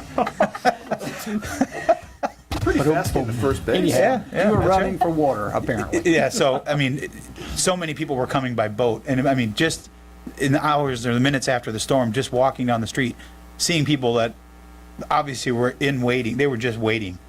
And they were coming by canal. They were jumping off on people's docks and properties. Stealing, looting. Yeah, I mean, that's what people are most worried about. So if we can somehow work with Lee County Sheriff's Department to make sure that we have that dedicated, or if there's something we can do with our staff to dedicate, patrolling this in the water, when it's, this was a bad storm, but Sure. on a normal, tropical storm or something like that, to when people feel comfortable to leave and they know that they'll have a place to come back to, because and the Lee County Sheriff's Office, in my opinion, did an excellent job of nipping that in the bud within 2 Right. days. I mean, they were perp walking people Right. up and down social Absolutely. media. So, but just the initial, Yeah, my and, 2 cents. and one thing we've done, we've already met with WGCU, if I said that right. They never went off air, so obviously we'll have communication with people. They can log in, and if they're somewhere else, continuous information. We were going to pump out. We were talking about doing some videos in the next 2 to 3 weeks, just so we can get them out there, get them online, and then start pushing things about reentry. We're going to do a test with our staff about where one morning we're going to send a text, because we all have everybody's phones, where they go meet, so we can do a dry run for where all our staff meets before they come to the island. Then we'll go together as a group, that type of thing. We want to do tabletop exercises between now and hopefully no storm getting here, but just in case it gets here, our staff is prepared. They know when, where, and how, and it will translate over to that confidence, we feel like, to the residents, that we are doing our due diligence to make sure that we're going to be someplace they can find us if they need us. I don't have my pass, my car's still there, I don't have a sticker. Okay, staff should be able to look you up. We should have water bills, things like that, where we can find out who people are and be able to do that. We'll have that van, those vehicles set up probably at Target in that parking lot area. And it's a little further away from where the heavy traffic might be, and then they could be possibly escorted over with our vehicles, our town trucks, or something of that nature. We're still going to talk to the sheriff's office about that. I think it's important too that you guys work with Arlene and her staff down in Benita. Yes. Because not every storm is going to go north, it could go south. That's correct. And they Right. may need help from us to have places to stage, so I know they've been they want to work with us, because if we would have worked with them before the storm, we would have been, we could have had people coming, I mean, right after the storm, you couldn't use the South Bridge, but it doesn't mean you couldn't have staged there and then come around and had a smooth sailing and not have to bottleneck the north area. So I think it's important that we work with Benita, because they had some really good ideas right after the storm of things that they could have helped us do to be prepared, and vice versa. You know, if the storm hits Benita and we didn't get hit as bad, we've got places they can come and operate, and they can come and work. I had a good conversation with Arlene. Arlene's the town manager of Bonita Springs last summer, and we've obviously built better relationships with here and with Dana and Sanibel, building all of our better relationship with the county and doing those type of things to make sure that we have a seat at the table, that when we put a call out, they respond, and vice versa. I mean, at the Florida City County Management Association meeting, I was talking to a couple of the managers on further away on other coasts that, you know, we're willing to come help you if you have that, and I'm asking if you could come help us if we have this. So we kind of are getting a mutual aid agreement just between towns. The police departments have them, but towns sometimes don't do that. You know, we need an extra 4 people to help with, you know, chainsaws and a pickup truck or a backhoe or something. Can you come help us? And we're all agreeing to do that. And I also, sorry, Jim. I'm sorry to get off subject of that. No, this is all relative to this, all because I relative, think yeah. it's important too. Obviously, the staff wasn't far enough away in this storm, so I think it's important that the residents know where staff will be, because some people, if we're the closer to the airport, they may be flying in. They can get their passes or they can get their things right as they get off the airplane and not have to come and stop again. So I think it's important, at least I feel it's important, that they know where the staff is going to be, you know, in a safety situation, be able to operate the government should something like that happen again, whereas before it was kind of top secret, you know, nobody really knew where we were. Mayor and Council, I'm not a big fan of putting all of your eggs in one basket. For instance, taking all of our town vehicles and putting them all in one location, because if something happens to that location or near that location, we're stuck. So we will spread them out a little more amongst the county with staff when they go home. We're already working a plan with that. So, you know, you'll take a truck home, you'll take a truck home, and there'll be 3 of you live near each other, so you can commute a little better. And so we'll be spread out a little more throughout the county prior to the event as well. So we just want to make sure all of our equipment is in safe places, because we need it. We still are trying to buy equipment that damaged and destroyed from Ian, but we want to make sure that our equipment and our employees, that's even putting all of our employees in one location. That's a little, all of you in one location. I mean, that would be great, but if something happened and the whole government was wiped out, heaven forbid, but, you know, we want to make sure we're doing the right things, and plus we don't violate sunshine laws, Becky, where they're trying to meet in hallways when you can't meet in hallways and things of that nature. I've had to deal with that, but, you know, just that kind of thing. We're trying to think a little more globally instead of just, you know, how's it going to affect just this specific spot, and how do we get back here? That is important, but we also need to be able to get the employees and the equipment back to help us do what we need to do. So we are planning as much as we can, and we continually meet about, right now we'll kick it up. We've been about every 3 weeks now. Now we're going to start meeting every week about our preparedness and getting that information, just pushed it further out to your point. Just a real quick insert question, because you had talked about respecting sunshine laws, and Becky, I'm hoping you're part of this exercise, because it seemed very, I know the mayor and I both were very frustrated that we didn't hold a town council meeting for, I don't know, month and a half, something like that. 6 weeks. Sanibel was having them on a regular basis. Daily. And we were given very unique legal counsel that we couldn't do it, while Sanibel was meeting, you know, throughout the whole process. And It was a mess. I just want to make sure you're part of this process so we can figure out a Oh, continued absolutely. governance. I already have a reentry pass. I mean, To your point, I find that very disappointing and surprising at the same time. wasn't I for mean, lack of effort. the day of the building collapse, we got our council together to have the emergency order to do things like that. I mean, we will find a location. We'll advertise. It's an emergency. Yeah. We can advertise like that. So in 2 hours we're meeting. I mean, those things we can, and we will do that. I'm not going to be this lone ranger out here and, you know, trying to be the end all to end all. It's us. We're in this together. So I want to make sure that you're helping us make those big decisions. And as we do things under an emergency order, we need to bring them, but you as quick as we can to approve them, even though I might have already signed a contract or something, you need to be aware. Yeah, I don't think that's the way you run government, not at all. It just keeps going back to that communication word. It gets used a lot, but, you know, ideally, I would love to see emails in September of people saying, would you please stop having Nicole put out the plan? We get it. We got it. I'll take those emails all day long. I like that.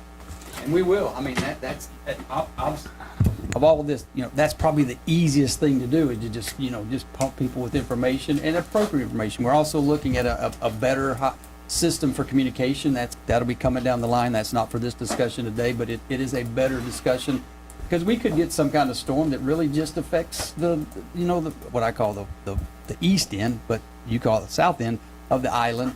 And it doesn't really affect down here, so we can just get to just those residents and focus on 6 streets, for instance, that, you know, they're flooded out or something. But it's called the Everbridge system, and the county uses it, and it's freed up to us, and it is a better system than the current one. But we'll get further into that as we go. We're not there yet.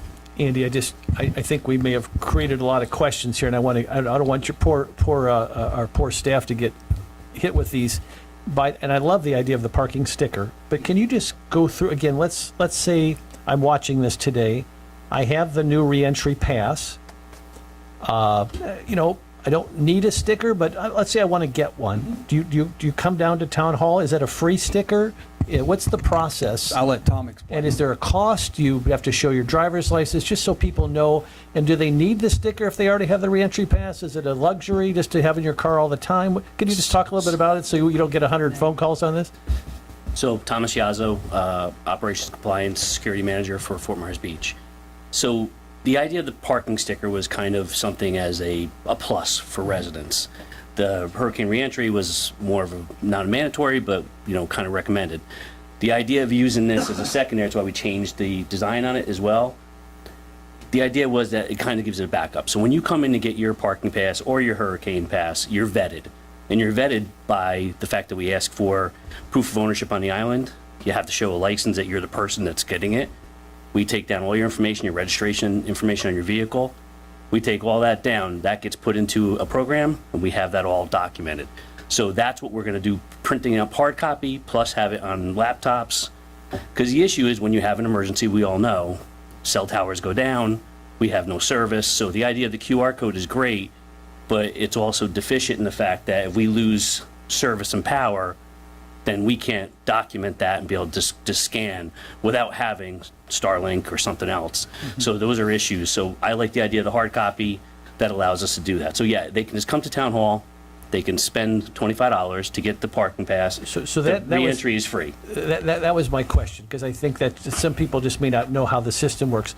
So this is literally a parking pass that gets you parking benefits. Correct. But it also serves as an additional benefit to re-entry after a hurricane. Yes, sir. And it's $25. Yes, sir. And it also is documented to the vehicle. Each one of these passes is to the vehicle, because we take the plate. And so just talk a little bit about, I think most people know this who are island residents, but some of them don't. They don't know that this, I think it's a pretty good deal for residents. Talk a little bit about the parking pass piece of that sticker. Do you want to just distinguish that? Because that, to me, that kind of got blurred together a little bit. I agree. The parking pass and the parking sticker. They could do the same thing, but one costs $25 and the other one does not. So it's either the parking sticker is the parking pass. Yeah. The hurricane re-entry is a different monster. That's something That's that's got totally nothing to do with parking. Yeah, that has nothing to do with parking. That is just getting back. I on the thought island. I misheard you then. Yeah. I thought you said the sticker could act as the re-entry pass. It's a backup. Okay. It's a backup. It's really what the idea is. It could be dual purpose, the other's a single purpose.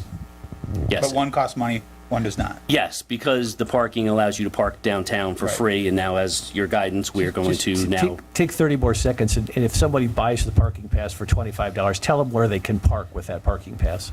Well, right now you can park anywhere for the rest of the summer, so, because you've opened up in that guidance. So they can park anywhere as long as it's in a legal town parking Does that spot. include beach access as well? Including beach access, is correct. Now, are we going to open up Wasting Away to that as well? Because that was never part of it. So everything, as long as it's a legal parking spot within the boundaries of the town and it belongs to the town of Fort Myers Beach, then they'll be able to park there. Well, you raised a very good question, though, about Wasting Away. And that's the only beach parking that's down in the downtown area. I don't want to complicate things, never mind.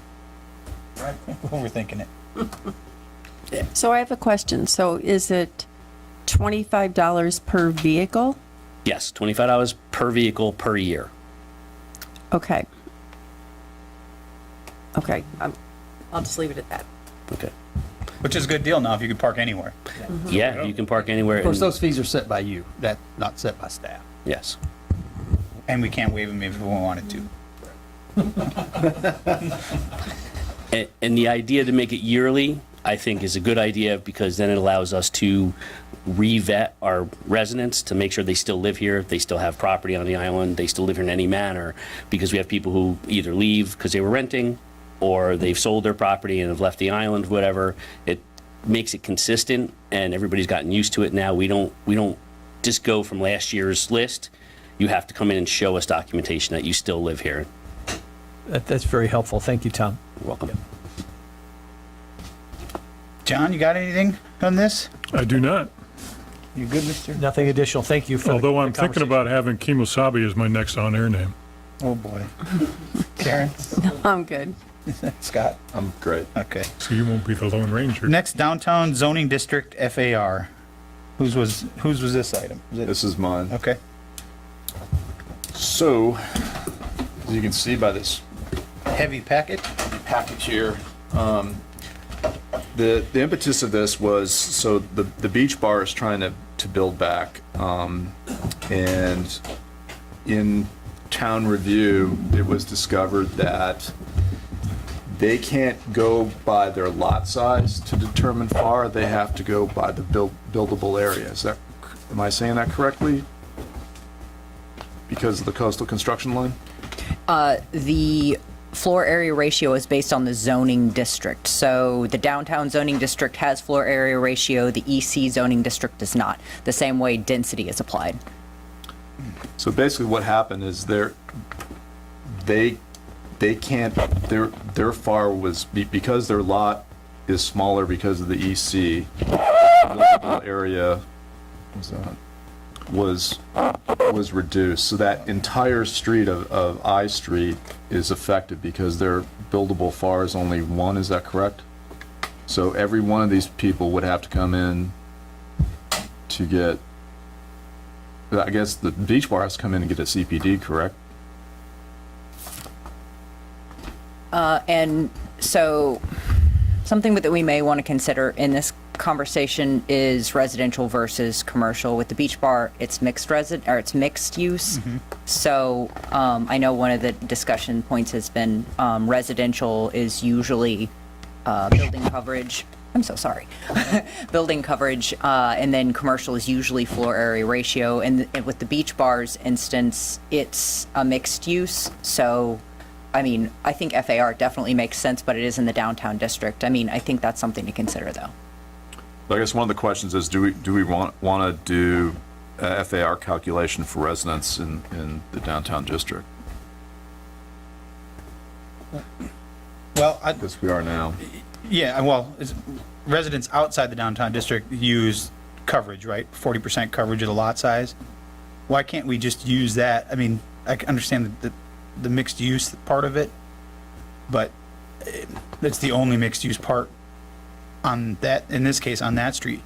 I just want to make sure whatever we're changing doesn't have an adverse, because someone had mentioned something about the CCCL and counting, that could be massive in some spots on the island, but I mean, it makes sense to me if it's floor area ratios is to apply that to residential just doesn't make sense.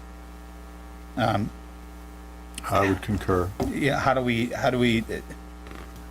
I guess I'm looking for your recommendation here. How do you, with a mixed-use property like this one, and I'm sure there's probably other ones that fall within this, how do you, or there potentially could be some built that fall within this, how can we make it that, could you say just because, if it has residential as part of it, that it would fall as a mixed use if it has residential as part of the plan, that you use the 40% coverage versus, that would eliminate that from being from commercial then? So we would probably need to make a change to the comprehensive plan because we continued what was in the previous comprehensive plan, which is reflected in the land development code. So the land development code has 40% coverage for RC and RS, residential single-family and residential starts with a C. Anyway, so for those two zoning districts, it's 40% coverage, but then all the other zoning districts have the floor area ratio, and it's maxed out at 1.5. So we would need to go back through the comprehensive plan and potentially make a change there to amend it and say floor area ratio on commercial structures. How would we want to handle if somebody comes in initially with a commercial structure or a residential structure and then wants to turn it commercial, or vice versa? Well, I was just thinking about that as you were talking. Is it possible to put wordage in there that if the residential part of the mixed use is equal to or greater to than the commercial space, then you would use the 40%? However, if the commercial space is greater than the residential space, then you would use the commercial calculation? I mean, I'm looking at these guys out here too, because the more minds, the better. I'm just trying to think of ways that you could help differentiate between, is it more of a commercial building than a residential, or is it more of a residential or equal to as a commercial? Well, and if we know how people live in spaces and use spaces, it may start out with, I have this little shop and it's in this little corner of my house and I'm getting really successful and I make it bigger. Would that change how we evaluate it? Go ahead, Mr. Mayor, I would ask for unanimous consent to proceed out of order. If we've got a couple subject matter experts out there, just if you. Yeah, I was gonna ask if that's, but I kind of want to hear from Sarah first, and then. I thought you were done. I'm So sorry. I have a question, sir. So we have to change the comp plan? We can't throttle it in the LDC? The way the comprehensive plan is written right now, it refers to intensity for those districts. So for pedestrian commercial and for Santini and for like all of the districts, maybe commercial resort, I'm trying to remember what the names of those districts are, but they all have intensity as opposed to building coverage. So that's based on FAR, and it has the FAR called out in each one of them, because that was one of the things we wanted to make sure that it was actually called out and it was clear in the comp plan, because it wasn't before. So, I mean, I don't think that should prevent us from making this decision. It isn't finalized yet. It's still at the state. So when we get it back, we do have the opportunity to make some changes if we need to. Well, This I've is got probably issues with FAR on the other side, on the commercial side of it. But Yeah. I think making it more clear, to me, it makes sense if you can differentiate between, is it more residential than commercial, even though it's in a zoning district. In this case, unfortunately, it's in a district that restricts the size of it. It Or- could be very clear.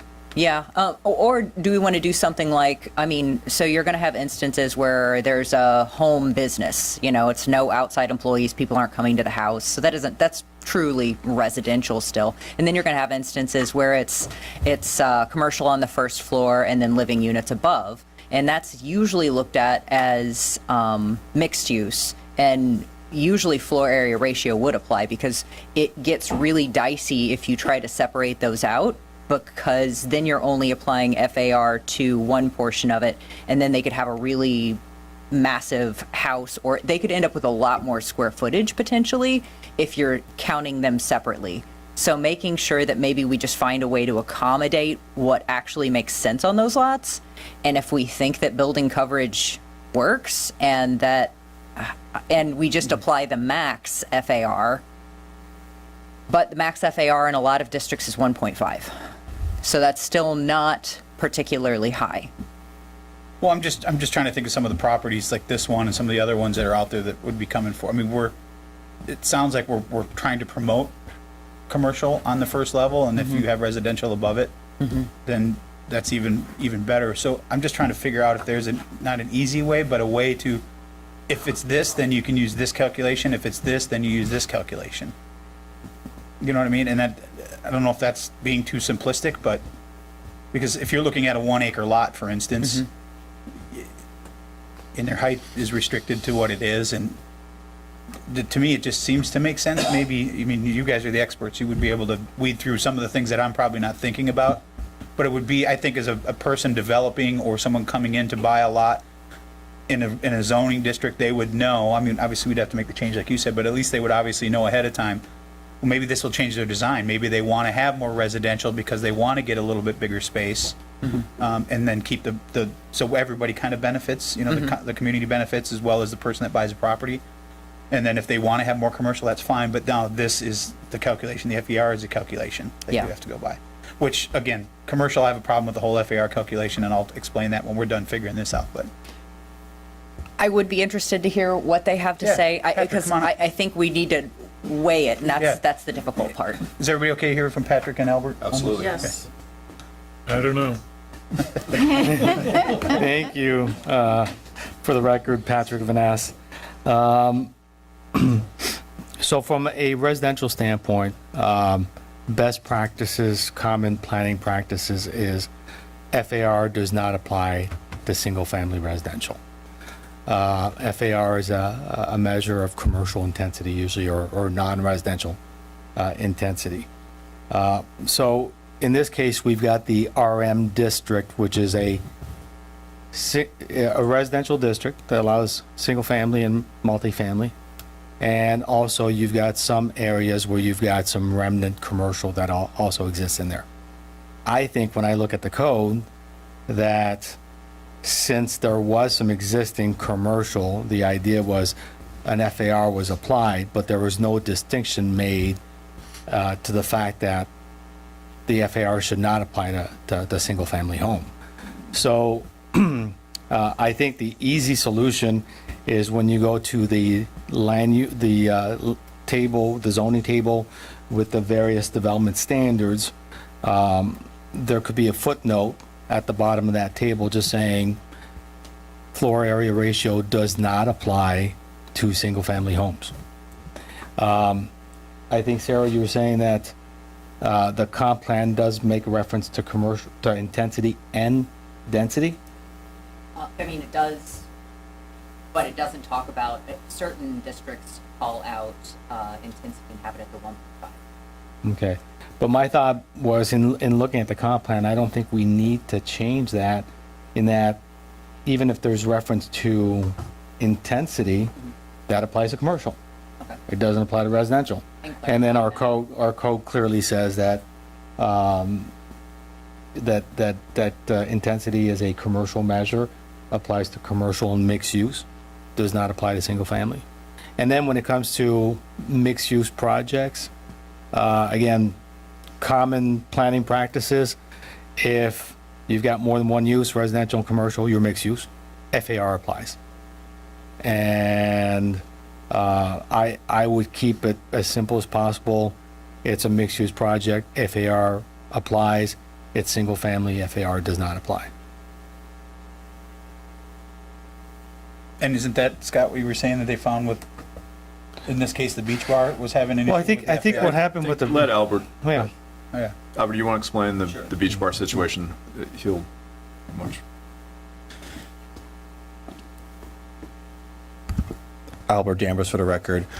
This whole thing came out because of the beach bar, but the stuff I'm talking about is not advocating for beach bar. It's just when you start working in the area, you start realizing how were things done in the past, what's being done on the left, what's being done on the right, what could come on I Street, and it's also on Avenue E as well too, where Wicked Wings used to be next to Lani Kai. We're talking to several people, and one of the things we realized through beach bar was the FAR 1.0. Okay, we get that. We're going through a CPD process right now for that. But when I'm having to have conversations with other design professionals, we're hearing now, not just downtown building a single family, residential multifamily. We have a client down in the 5,000 block of Estero that Patrick and I are working on as well too. The FAR is really killing it for a single family home because you're getting restricted a lot more than if you did a lot coverage. We're also hearing other design professionals on the north end. Hold on, before you go any further than that, didn't we talk about this? Didn't we say whatever was under roof is what you could build back? But did that apply just to how many units they could have and not necessarily the square footage of the building? Because I know that we had discussion about if you had a triplex in an RM district, you could have a triplex back and you could have the square footage that fit as long as you were under the 40% coverage. So that's the post-disaster build back. So we're talking about single-family residences that they can build as much as they want, and they're allowed to have their single density unit because that's what they had before, but it's that top cap that's put on it by the floor area ratio. So there may be instances where people have 3 units and maybe it was approved in 1980 and it's going to be over the 1.2 and then we're going to run into that. So I think this is something that we need to look at because I don't know how equally this was applied across the board. I went back through multiple years looking at different properties to see how it had been applied, and it seems to be pretty scattered on whether it was applied consistently or not. It should have always been 1.0 in the downtown, and a lot of those were older homes, but, finding that some of them appear to have gotten additions and may not be in compliance. So we're not sure how many of these we're going to run into where somebody's trying to do the post-disaster and have the ability to give back that square footage, and then they're going to be over the FAR. And then instances where it's a single-family residence and they're just not really able to build more than a floor and a half. Yeah, my primary thing about this is about single family only, which is not about the build back policy. So if any of those lots on I Street, someone's trying to build a single family home, in their mind, they're thinking side setback, height, CCL line, that's your maximum footprint. If you want to take advantage of, that's why you have a close setback, that's why you have the build to line, that's why you have the height. Well, if you do a FAR 1.0 or 1.2 residential family, you're never going to even get to those setbacks or that height. So I provide those examples to show you what calculations are for a single-family home, and that's what I want to focus on. So going back to what I was saying earlier, where other design professionals telling us on the north end to build back a single-family home in a downtown zoning, they have to use a FAR of 1.2, or if it's residential, 1 versus 1.2, right? Their house is smaller now, and if no way to get around that right now is to do a CPD in a home, or RPD. So it seems a little ridiculous to kind of go through all that work. I think to go back what Patrick is saying, you have that table that shows all of the usage, right? And it says 40% for coverage, but you have these footnotes down here. And here's a good example where it says residential, multifamily, single-family homes. If your lots are this size, you're this setback. If your lots this size, this size. Just have another footnote. Residential, single-family homes do not apply FAR. Use lot coverage. Seems simple. It's a big difference, honestly, on some, and it's not across the board because I did a house off of Pearl towards the Gulf. They have a piece of property, but they're not subject to that CCL restriction, which cuts their property in half, if not sometimes 3/4 of it, and you can't take advantage of that calculation.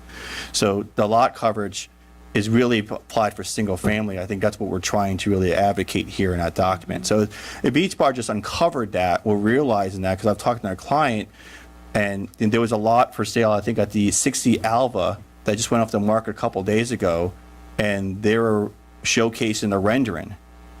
You can't build that house. The clients I have at 5,000 were sold a piece of property that there's other problems beside the FAR that were, again, not advised appropriately. And because of that, they overpaid for a piece of property. What I don't want to see that happen is someone else buy a piece of property like 60 Alba thinking they can build a 3-story home next to the other one, and we have to use FAR. There's no way. It's going to be half the size of that at home. So then we have this discrepancy. How did they get built when they were built when all these codes were still in effect? And I know we can't go backwards, but moving forward, can we simplify it? And that's why I want to say it's only single family, because I know it gets complicated with duplex, triplex, multiplex. That's a whole other realm. We're going to build back policy, or we're just reducing it back to 1 unit. So It seems like a fairly simple solution. To me, it makes sense if you're referring to just single-family Correct. residential homes. Yeah, because there's a lot of lots on the Gulf, and if you're not in the Gulf, it's not so much of a problem, It's the Gulf ones that are causing the one, because your property goes way past the CCL, but you can't count that for lot coverage.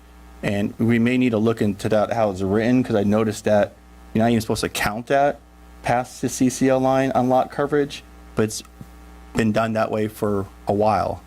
I'm looking at black and white and realizing, how are these getting permits? Because it's a staff opinion, I agree, but I think that needs to be cleaned up too. For moving forward, it's going to come. We have a lot of Gulf Farm property going to be developed soon, with new homes.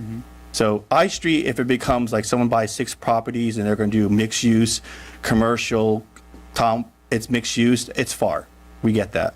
But I think it's a lot easier, like looking at the small lots. They're probably going to be seasonal, weekly rentals, 3-story homes, I have 6-bedroom homes, right? That's appropriate for that area, and I think that's going to hinder them from wanting to do this, move forward. Well, and with the Beach Bar one, so in this scenario, the Beach Bar could either go the CPD route or the development agreement route?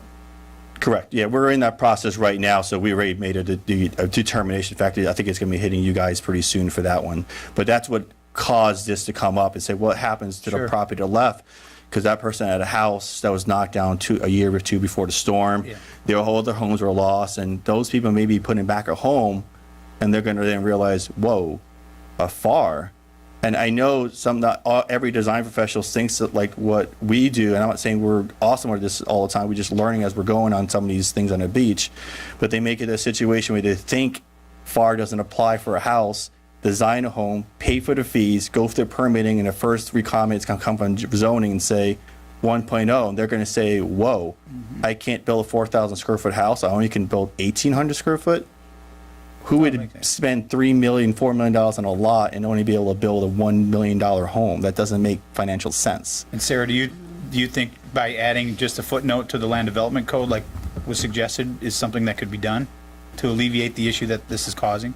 I think that's pretty straightforward. I mean, we have a lot of footnotes in that table already. It wouldn't be terribly complex, but I do agree that if it's a mixed use, it does need to do the FAR. Okay. And if they want to do more than that, CPD's the development agreement. Yeah. Everybody else okay with that? Yeah, I think this coincides too with the communication that we got from other engineering firms and things, and just propose that the LDC table and the downtown district have a footnote added to allow a property owner constructing a single-family home to be under a 40% lot coverage. It's the same thing as what everyone's saying. If you may also, if you could direct staff to look into that lot coverage definition. And the specific case that Albert and I are working on, the portion that's developable, that's, landward of the CCCL, is limited. So when you apply the FAR, they can't build a very big home. If we applied lot coverage on the entire lot, they would have ample square footage for a nice size home. But again, I think we need to go back and look at that lot coverage definition also, because if they can't use a lot of that lot to calculate their coverage, I don't know if that'll work. So just something to look at. Well, the thing that worries me about that, Becky, is can you do that for residential only and not for commercial? Can you segregate the two? Because if I'm understanding you correctly, what you're saying is in a residential family, to allow them, which they currently can't do now, to calculate the property seaward of the CCCL towards their 40% coverage, which would allow them to potentially build a bigger home, but still has to fall within the side setbacks, height, everything else that matters. Does that have an adverse effect on commercial then, or is commercial going to come in and say, wait a minute, you did it for residential, how come you're not going to let me? There's one property I can think of right off the top of my head that would be here tomorrow saying, wait a minute, you let the residential people do it, why can't we use our property to calculate our FAR? And I don't know the repercussions. I haven't looked at it, so I'm just bringing it up as something we... I don't think there's a problem. You can treat residential differently than commercial. Okay. So wouldn't there's no law that would say that because you're doing it for this, you have to do it for... No. Okay. Also, I think, Sarah, the other alternative is if we don't change that definition in any way, I think you could then ask for a variance on the lot coverage. Versus, I think, an FAR, you can't ask for a variance on the FAR. So I think just something to consider. So basically what you're saying is if this change in this footnote is put in, then you could come into the LPA and ask for a variance, and if it's unanimously approved and nobody objects within 10 days, it doesn't come before us, and it's a much smoother process than having to do an RPD or development agreement. And the reason for the beach bar having to go do a CPD is because you can't ask for a variance for FAR. So they have to go through that CPD or development agreement. So I think if it was a lot coverage issue, even if the definition doesn't change, and even if it does hinder this property, we're already planning on coming in for a setback variance, so we could include that lot coverage variance also in there. Makes sense. Yeah, just I don't want to be a dead horse, but I know I gave these exhibits, but on page 3 of that exhibit are 2 copy pastings from the LDC. The top one is for FAR. The bottom one is for lot coverage. You'll notice that on both of them, 2 parentheses is written exactly the same. It's verbatim. Lot coverage on the bottom, again, reading it black and white, design professional says I cannot count anything past the CCL line for lot coverage. To the right of that, in blue, are just 2 examples of recent permits of brand-new homes in which they counted the whole entire lot as lot coverage, which I think that's what should be done. That's consistent with all the other homes that are being built on the Gulf have done that were allowed to use lot coverage. So if you take it back to the CCL line, in which what you were just saying, that's also hindranceable too. So I really think that wording in that second paragraph there for intensity building coverage, item 2, needs to be cleaned up for the wording for residential, how you actually do that. And I go back to when we talked about the build back policy, exhibits, visuals. When you have that in the LDC, that solidifies, oh, that's how you calculate it. That's how you don't calculate it. Because we're all going to be gone 15 years from now and these codes are still in effect. That's all I'm trying to say. If we can simplify and clear, then we don't have inconsistencies where that guy was able to get a permit even though the staff interpreted wrong, and now we're changing it. I just trying to have consistency so fair for, again, single-family homes. Did you get all that, Sarah? So the other issue I have with FAR, since it's on here, and when we had the talk on the comp plan about changing the multiplier to the FAR, when I went back and watched it, a lot of things popped in my brain that this could be, I mean, what this could potentially allow for development on this island, it would be far more intense than, or dense, I should say, than by keeping that multiplier in there. And as an example, there was a recent development that came through that could have built a 500,000 square foot building. When you use FAR as a calculation, the amount of rooms that they could have had by right would be exponentially way more than they could by the calculation that we have now. And I don't think, at least that wasn't my intent, to make that change. Now, there's other properties on the island that would fall within that, but what gives me pause about it is, does that now allow, to what Scott was saying earlier, someone to come in and buy up a bunch of land and use this new calculation to build a 1,000 square foot hotel on the beach that nobody wants, and they could do it by right because we changed the way we calculated something? And I've had this conversation with other staff and Jason, and they see it. So my question was, if you do that, or if we decide that we want to continue down that path, is there a way to put a backstop in there? And I don't know if it's ever been done. I mean, can you put a backstop in the LDC, or just, cap it at a certain number of units? Does everybody understand what I'm saying? Just to be clear, though, I think you misspoke when you said 1,000 square foot. You meant 1,000 room hotel? 1,000, yes. I'm sorry, okay. Because then it's regulated by the requirements of the law to have a certain size room. Yep. So if it's 450 square foot room, simple math tells you in a 500,000 square foot building, that's a lot of rooms. And that's a lot of traffic. That's a lot of things that we're trying to avoid. So I don't want to make sure that we're not going down a road that we're going to really regret later. And I don't know if you guys are, I know you guys are following along with what I'm trying to say, but, or maybe you're not, but. So I think that your backstop really is your floor area ratio that is fairly limiting. And so even if you would allow a higher multiplier, or even if the multiplier doesn't apply, it's still building size that applies. So you still have your setbacks, you still have your height, you still have your number of stories and your FAR. The FAR is always going to be that max unless they want to propose a change to the comprehensive plan. So I think you've always got that sort of backstop, but you have to decide if that's the appropriate floor area ratio. Is it enough to allow development, but not so much that it allows huge development? And I think one of the advantages that you do have is that you're not including the area beyond the CCCL, so you're not really, because some of those parcels go way out onto the beach. So if you see how much land is included in some of these parcels it's considered environmentally critical, if they were able to count those towards their FAR, they could have substantially more square footage to use. So I think that's sort of the backstop. Well, I think maybe I'm not articulating it enough, but I understand the FAR would be the backstop versus the multiplier. Mm-hmm. We'll just use Red Coconut property as an example of what they could build there by right, the massing of that building, and the FAR that's put there. and how many rooms they could have by right. And if you add the multiplier, that number is still, what, 225, we'll say, because I think it's 150, right? 15 units per acre. So that'd be 225 units. You could get substantially more units using FAR in that building that they could build by right than 225. And it would be substantial when you look at the size of the building, at least in my head in quick math. And is that something, and those are the big properties that I'm thinking about. You know, I couldn't imagine having and I don't know what the number is off the top of my head. I should have probably did the math, but is that 1,000 rooms? Is that 800 rooms? Is that 700 rooms? And does that area make sense to have 700 rooms of hotel?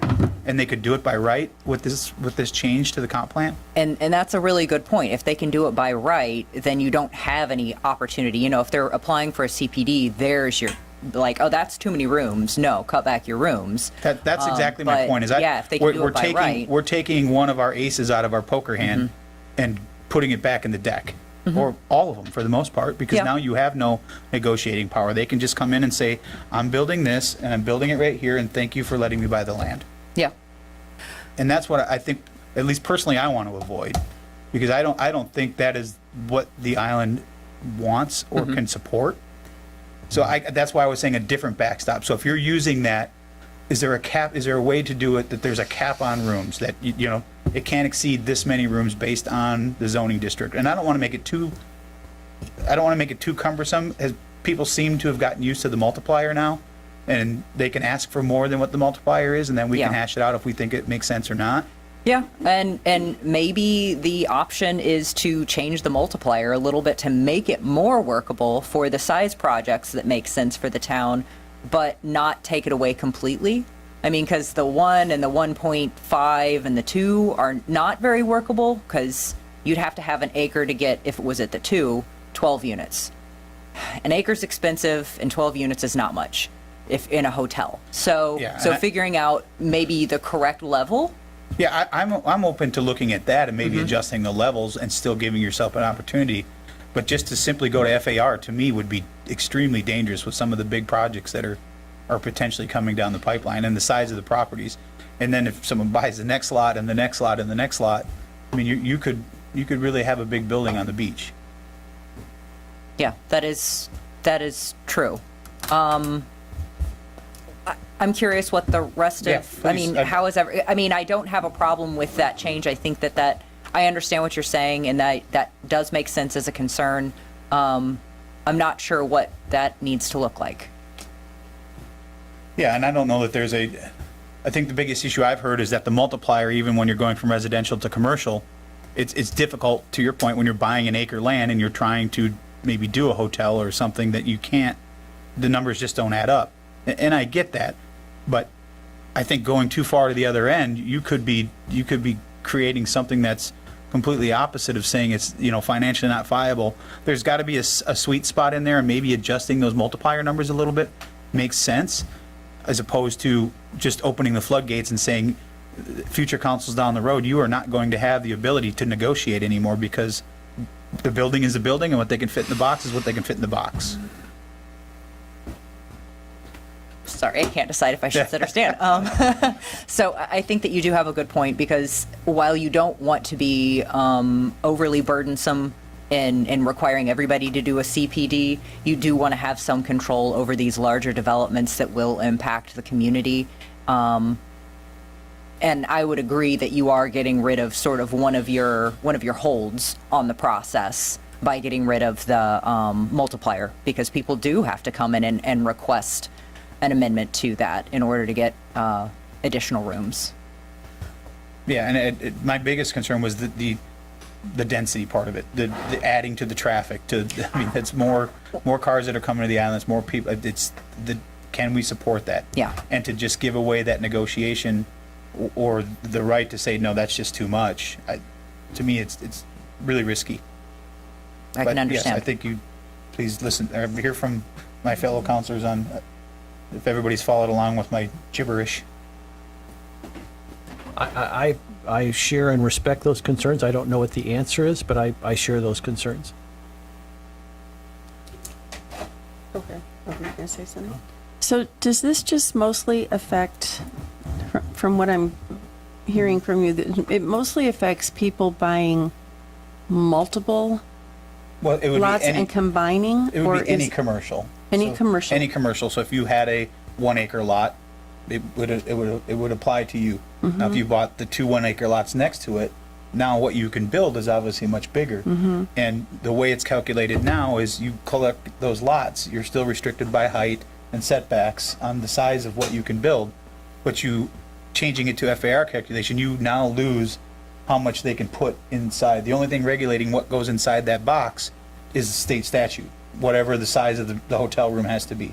If it's 400 square feet, however many square feet of space you got divided by 400 or 450, whatever it is, that's how many rooms you get by right. Well, right now, you would have to say, I've got a 100,000 square foot building, I had a density of 15 units, and now I want to have 100 units. What's that multiplier, or in this case, if we have 10 units and now you want to go, you could add a 2.5 multiplier, now you can get you can get those extra rooms. That would be eliminated in this scenario and what I'm talking about by using FAR. It's whatever the box is, and if it meets the height and the setbacks, if it meets all the other land development code requirements, whatever you can fit inside that box, you can do by right, and there's nothing the council could do So, to Mr. say Ma- that's too much. Dan, I agree with you, but I also agree with Sarah that the multiplier needs to be raised. I'm not opposed to looking at that. I'm just opposed to just opening the floodgate to the ability to then go and purchase. I mean, someone could purchase an entire city block, and you couldn't tell them 1,000 rooms is too much. But just to be clear, they could, through the CPD process, go through and Yes. ask for permission. Yeah. If we don't change the FAR, if we don't change the calculations to FAR, yes, they can go through the CPD process and ask, Okay. or the development agreement and ask for more. But you can't take away what You don't get it by right. Yep. Yeah, you can't take it away from them once you change the rules I got you. for them to be able to get it by right. I got you. And I do agree that it'd be nice to find some middle ground for the smaller folks. Sure. So they don't feel burdened And by maybe it. there's a way to, without trying to make it too complicated, instead of having just a number across the board, can you have, a lot's this size, this multiplier applies. A lot that this size, this multiplier. So the bigger the lot, maybe the smaller the multiplier. I don't know. Just trying to throw ideas. This is not my realm. This is your realm. But No, I just wanted to throw out some numbers. So if we had a 1 acre lot, and there was a FAR of 1.2, which is kind of a common one, that would be 52,000 square feet of floor area. But that does include the ground floor. Right. So that's usable space technically in a so building. if you divided that by 4, But that 1 acre is 6 units max. Right. So 6 times whatever the multiplier is. So 12, you have what you're saying is correct. You get a lot more square footage that would allow a lot more developed hotel rooms but now potentially. since you got your calculator out, do the math the other way. If it was FAR versus the dwelling units per acre and the multiplier, how many rooms could they have there? That's the comparison that people need to see. Is if it's an acre and do it this way, it's this much. If it's FAR, it's this much, and then now go to a 2 or 3 or 5. Mathematically, it's not straight 450 or 450. You've got mechanical, you've got hallways, you've got elevated. Right. I mean, I'd want to. I mean, the max multiplier is 2.5, and unless it's a platted overlay that already had 10 dwelling units there, or it was 10 individual lots or 12 individual lots, then you get the multiplier on the individual lots. But if it's the basic density of 6 times the 2.5, which is the highest multiplier, you only get 15 units. So the difference is 15 units versus 52,000 square feet. I don't know how large the rooms are in the hallways and how all of it evens out. And maybe, that's a good question for people who are involved in that type of business and the design professionals. Like how could that space be used and how many more units could you get out of it? And I couldn't speak to that. And maybe that's why there needs to be a sliding scale if possible between the smaller boutique lots, if you will, and the 10-acre lots or the 5, 6, 7-acre lots that people have, because it's not relative, in my opinion. I get that what you can have here and what you can have here are two different things, and the numbers don't add up. And I completely I sympathize with that. I do, but to just change it completely across the board, I think would have severe adverse effects that we would regret, and people living on this island would regret later. So thinking about next steps, so with the FAR and the lot coverage, we do want to add the note about single-family residential. For how we want to handle the multiplier, do we want to handle that as part of the LDC and do some public engagement and get more people involved in that process and try to get it a little bit more narrowed down? Or do you want me to try to take a stab at this with the assistance of some people who are involved in this type of industry? Well, first, we would have to, because I think if watching the meeting, I think we gave you direction to, yeah, let's send the comp plan amendment to, we would have to undo that. Well, we before have would the get to opportunity that. to make changes when Right. it comes back. But so. then to have, to your point, I think having a community discussion makes sense. Okay. To say what, but have, then you can have scenarios. Mm-hmm. In a 1 acre lot, if you change the multiplier, this is what it was, this is what it could be. Mm-hmm. And then I think between discussions with the public, you'll come down to a number that makes sense versus just opening it up and saying, I'm folding my hand and not having a seat at the poker table, for Yeah. lack of a better analogy. To me, that makes more sense than, because then people have an input. And right now, they would, this change would not give anybody an input on big commercial properties. Yes, that's true. And would it, adversely, would it hurt the smaller lots that have, a little boutique hotel that had 4 units, or by changing it to FAR, they can only have so many, maybe they couldn't even get 4 units in because the FAR would be so small. That's true. So it could hurt them as well. Yeah. As benefit the big people. Mm-hmm. That was a big sigh. Lots of, no, I'm not, it's not a Yeah. frustrated sigh. No, It's a lot I to chew I on. think the hiccup is in that multiplier. What's that range, and how can we apply that and still keep, future councils having the ability to discuss and work with what works in the community, and it doesn't hinder the small people either. So I'd be all for looking at how do we adjust these multipliers that make sense, because I agree with you, 6 units per acre, it's difficult to make the numbers work. Not that I've said many times, not that is a reason to make a decision, but it's a reality. Sir, what do other, I always hate to do this, but what do other towns, how do they work their, is it FAR, is it?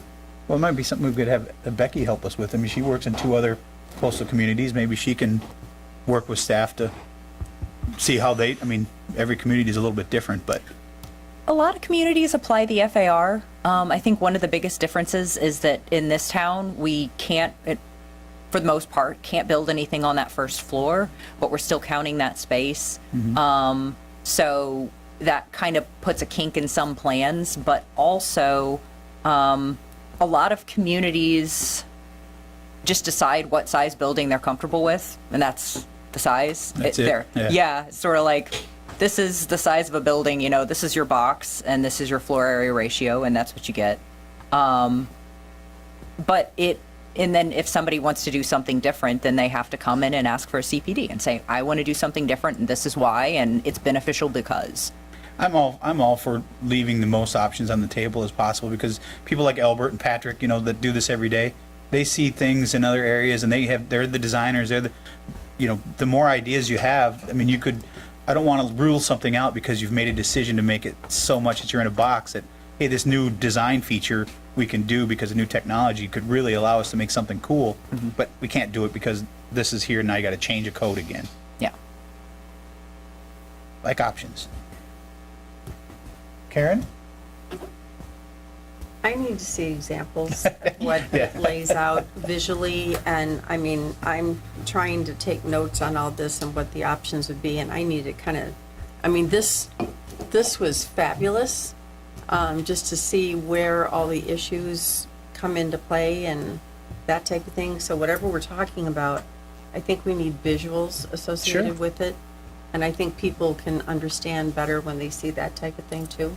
Yeah, I think Sarah already kind of did something with the boxes, and maybe now if you could just expound that a little bit and say, it's a square box is a square box, but this box could have this many rooms in it, or this box could have, then people can, then I think it would make a lot more sense. Scott? I'm good. I think, we have to look, we have to look at everything. I think get in a meeting with guys like Albert and Patrick and some other developers and, you know, the town residents, because everybody has a vision. Yeah, I think having a town hall would make sense to have the guys like you out explaining, this is what we've done, this is what we see works, what doesn't work, and then people can say, I don't like where this is going, or I love it, you know, and help. I don't want it to be 5 people sitting here saying, No. we're not building anything, or we're building everything. Yeah, it's gotta be a balance, for sure. Vice Mayor Adderall? I have nothing additional. Yep, good discussion. Council King? I'm still trying to figure out how a guy who doesn't gamble comes up with poker analogies, but other than that, I'm good. I remember what was the one that made it popular? What was the guy's name that won the Rounders? but the first Moneymaker? World Series of Poker guy that won, he was an accountant or something. It's Chris Moneymaker. Chris Moneymaker, yeah. Not that I play poker. Not the- All right, we'll move on to the next thing, increasing the tree canopy on Fort Myers Beach. Oh, sorry, I want to make, Sarah, do you need anything else? Okay. Jacob's help, you may need to load it up. Take a quick break. Yeah, let's take a 10-minute quick break, and there's Jacob. A comfort break? Yeah. Or a donut break. Or a donut break, yeah. I just took mine. Is it hot in here, or is it just I me? can't sit more than 2 hours without.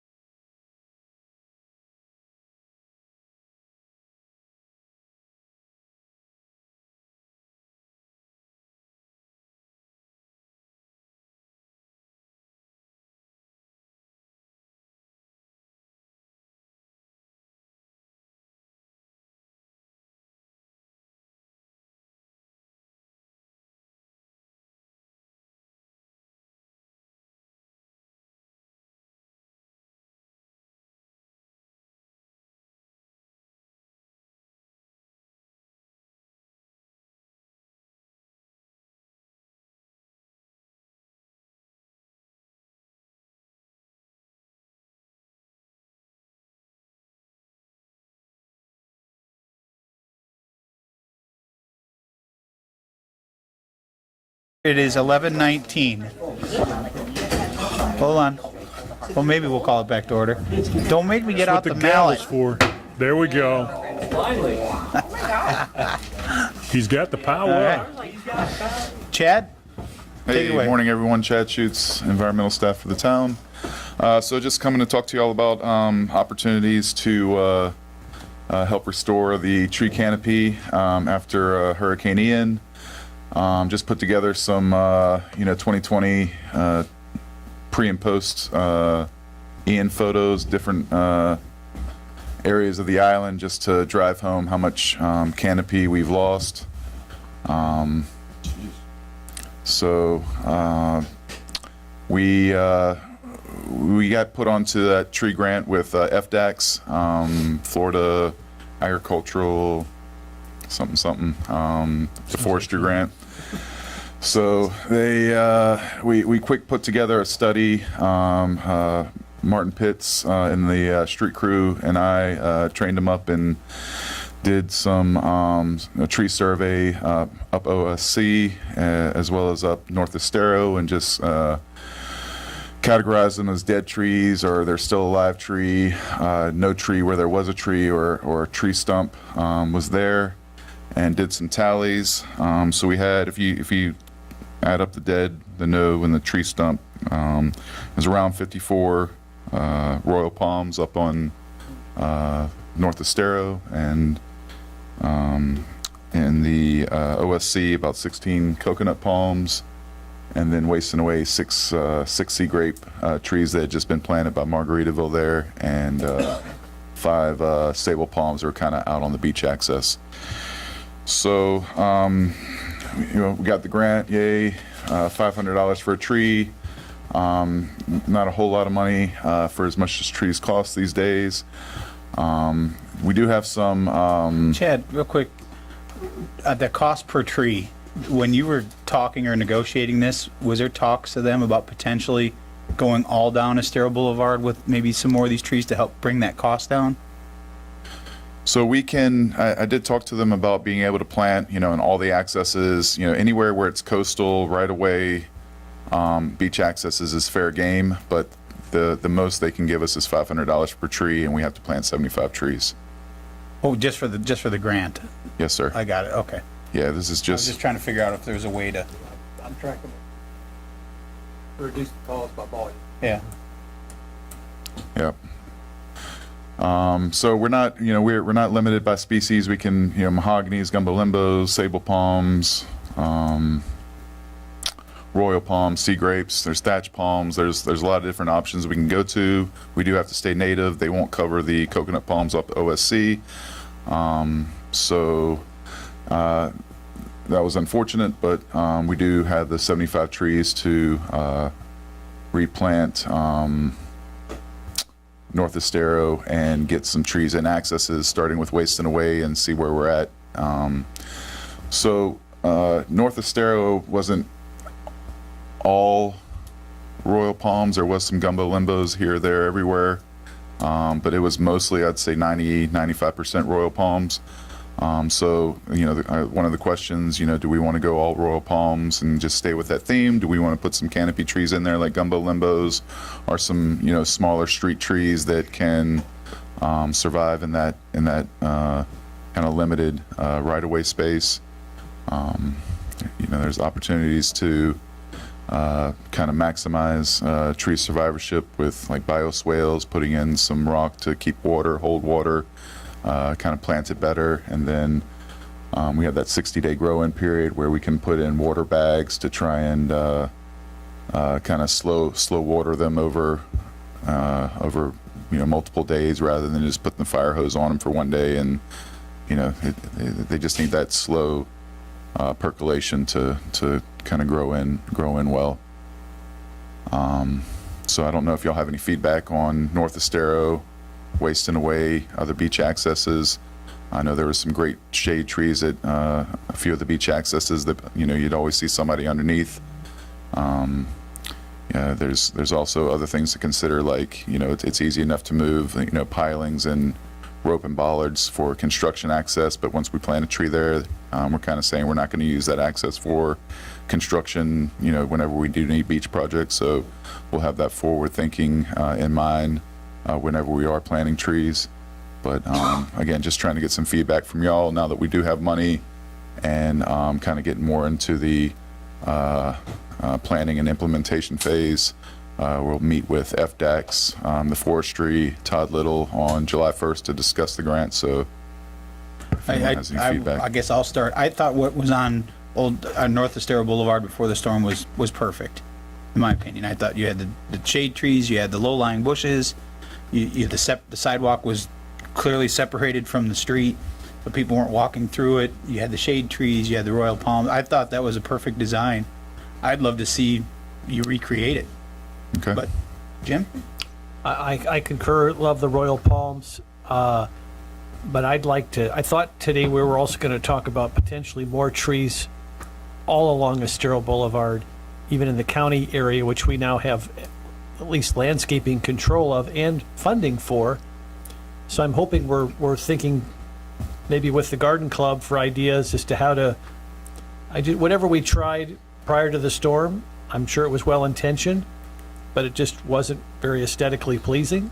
So if we could get, I know some areas it's pretty narrow in terms of what we have to work with, but more trees throughout Estero Boulevard would be, I don't know if you thought about that at all, or thought about a strategy for Yep, that? that's coming up with, there's a grant opportunity coming up that we can talk about that. But I also think the county gave us $800,000 to landscape and maintain that area as well. So I know that's sitting in a fund somewhere as well. And I just think, as you look all along Estero, there's a desperate need for shade. There's a desperate need for a safety buffer between the cars.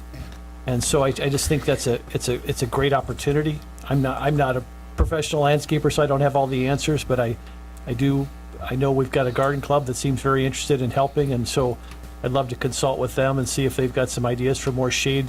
I love the north end, as the mayor said, it's great what it was, but I'd love to see that extended all the way down to Estero in some capacity. Yep. John? This is more my wife's purview, so I'm okay with whatever we decide. Karen? Well, as I mentioned before, I'm not a huge proponent of sea grape trees. I know a lot of people love them, but I just think they're messy as can be.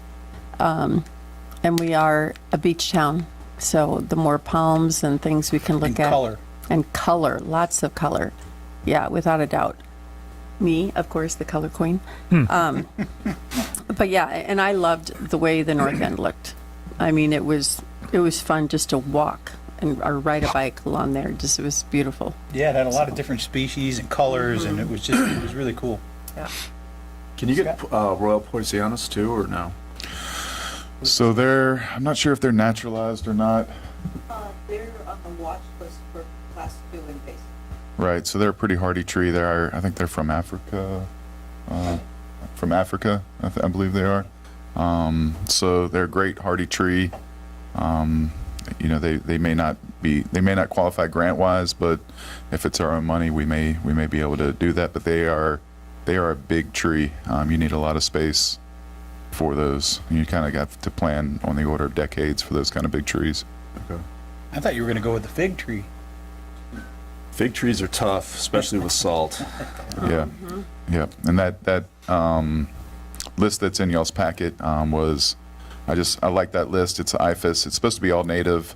Ms. Kathy was saying, was informing me some of those trees may not necessarily be 100% native or naturalized, but I thought that was useful because they do have that salt tolerance indicator in there as well that we need to, I think the trees that I'm looking at are that I would like to go forward with, just cross-referencing hurricane wind hardiness with salt tolerance and get that cross-section, and I think those are going to be our winners. Yeah, I think that's a great idea, especially, we see the vegetation that didn't make it. We're just not, my fig tree didn't make it. A lot of the mangoes, and I was going to ask, sorry.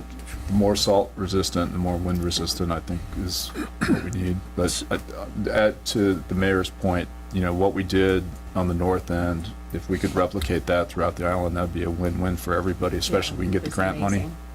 Can I ask unanimous consent to proceed out of order? So our resident expert could maybe share some thoughts as to about the rest of Estero Boulevard in terms of increasing some shade. Do you have any thoughts about that, Kathy?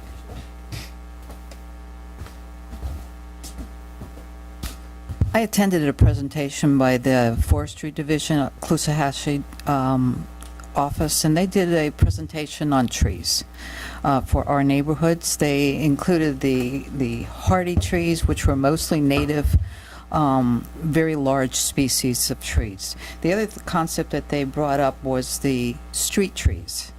So if you've been to the Riverwalk in Tampa, they've got a lot in the pavement in there.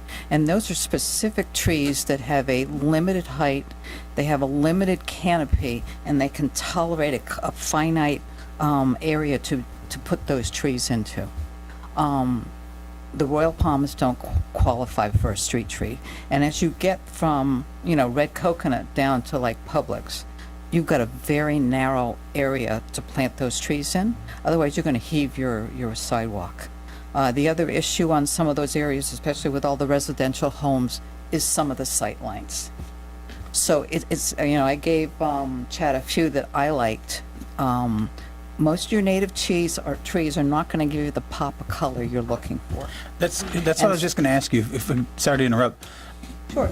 I know very little to none about landscaping and trees and bushes, but I remember when I lived back in Minnesota, it was always people loved planting these annuals because they gave you a lot of color. They only made it for the year, and yes, it was more work. You had to do it again next year after the winter, but every year you could change the theme or the color. Right. Is that something that's done down in here in Florida? Well, most of your annuals up north are perennials down here. Okay. Your native plants are less showy than your Florida-friendly plants, if you will.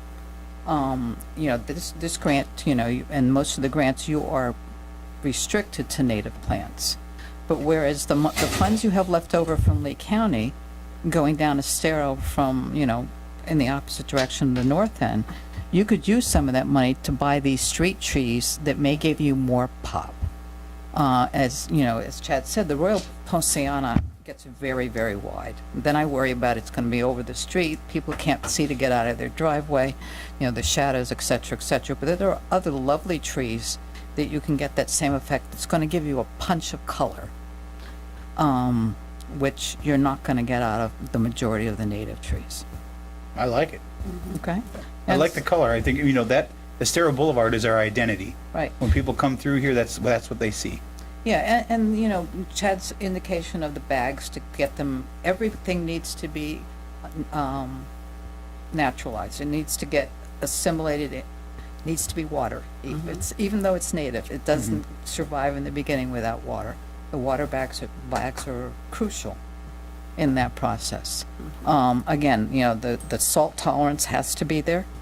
The salt spray is helpful depending on where you are. You want to spend your money wisely that you can get a return investment.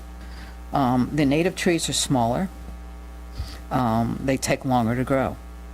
So if you throw in a few Florida-friendly trees, you'll get a little bit more of a balance. And then afterwards, you get these trees established along Estero Boulevard, and then you can turn it over to the neighborhoods if they want to plant underneath them and give them that opportunity to add to the landscape. I like it. Okay? Any question? When can you get started? Yeah. We're seeing so many homes now coming out of the ground or that have been built on almost every street. And I think now is the sweet spot, if you will, to start adding some greenery along that boulevard so that, when you're coming home or when, I think it just lifts people's spirits and it makes them feel, I'm home. I'm not just staring at a sidewalk. Well, if you guys get the funding available, Joe? then... Kathy, Well, that's in that special fund that's left over from the Lee County. That's specific And it's for that. significant, We're yeah. watching that fund. I think it's $800,000. Yeah, I think that's what's left. Kathy, can you just opine on what we had before the storm? What was your take on that ground cover? Because it just never seemed to, and I know we didn't give it a lot of time before the storm, but it just never, there's got to be a better way, right? I was disappointed on the landscaper and the way the project was handled. So I'm by the old Junkanoo. We would go down to Newton Park on a walk. We watched the landscaping, and it was pretty dismally installed.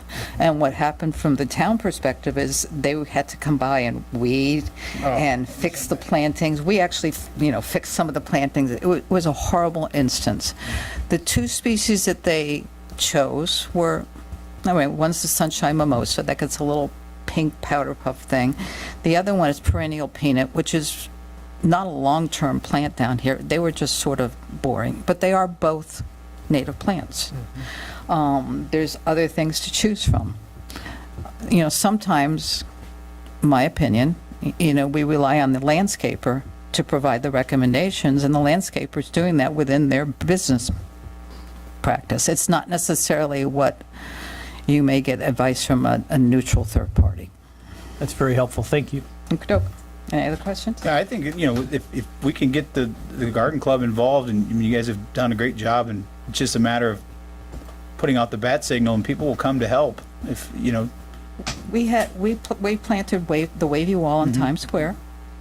Beach Talk Radio brought us 60 volunteers. It was almost too many. And what should have been a 2-day planting, we were done in about 4 hours. So. Well, yeah, this is, I think, a lead by the example, to your point. If we start doing it down the boulevard, the neighborhoods, like Fairview Isles was already proactive on wanting to do their... Well, they did their that looks great. Yeah. I think so. Yeah. To your point, all the way up and down the island, I think every neighborhood would want to get involved and start designing each, because then they can make it their own. Yep. Thank you.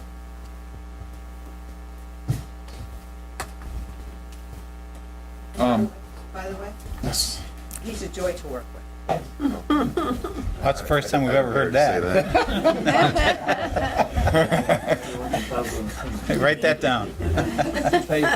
So we have another grant coming up. It's going to be due July 19th, so wanted to get some input from y'all. There's 4 different sections or categories. They're saying there's only $550,000 for the whole state, so I'm not sure how much money we're actually going to get out of it. You can get up to $50,000 per category per applicant, and applicants can be us. It can also be nonprofits such as the churches, and it can also be, say, the school district. There's a lot of land over there. So, the first category, the tree planting.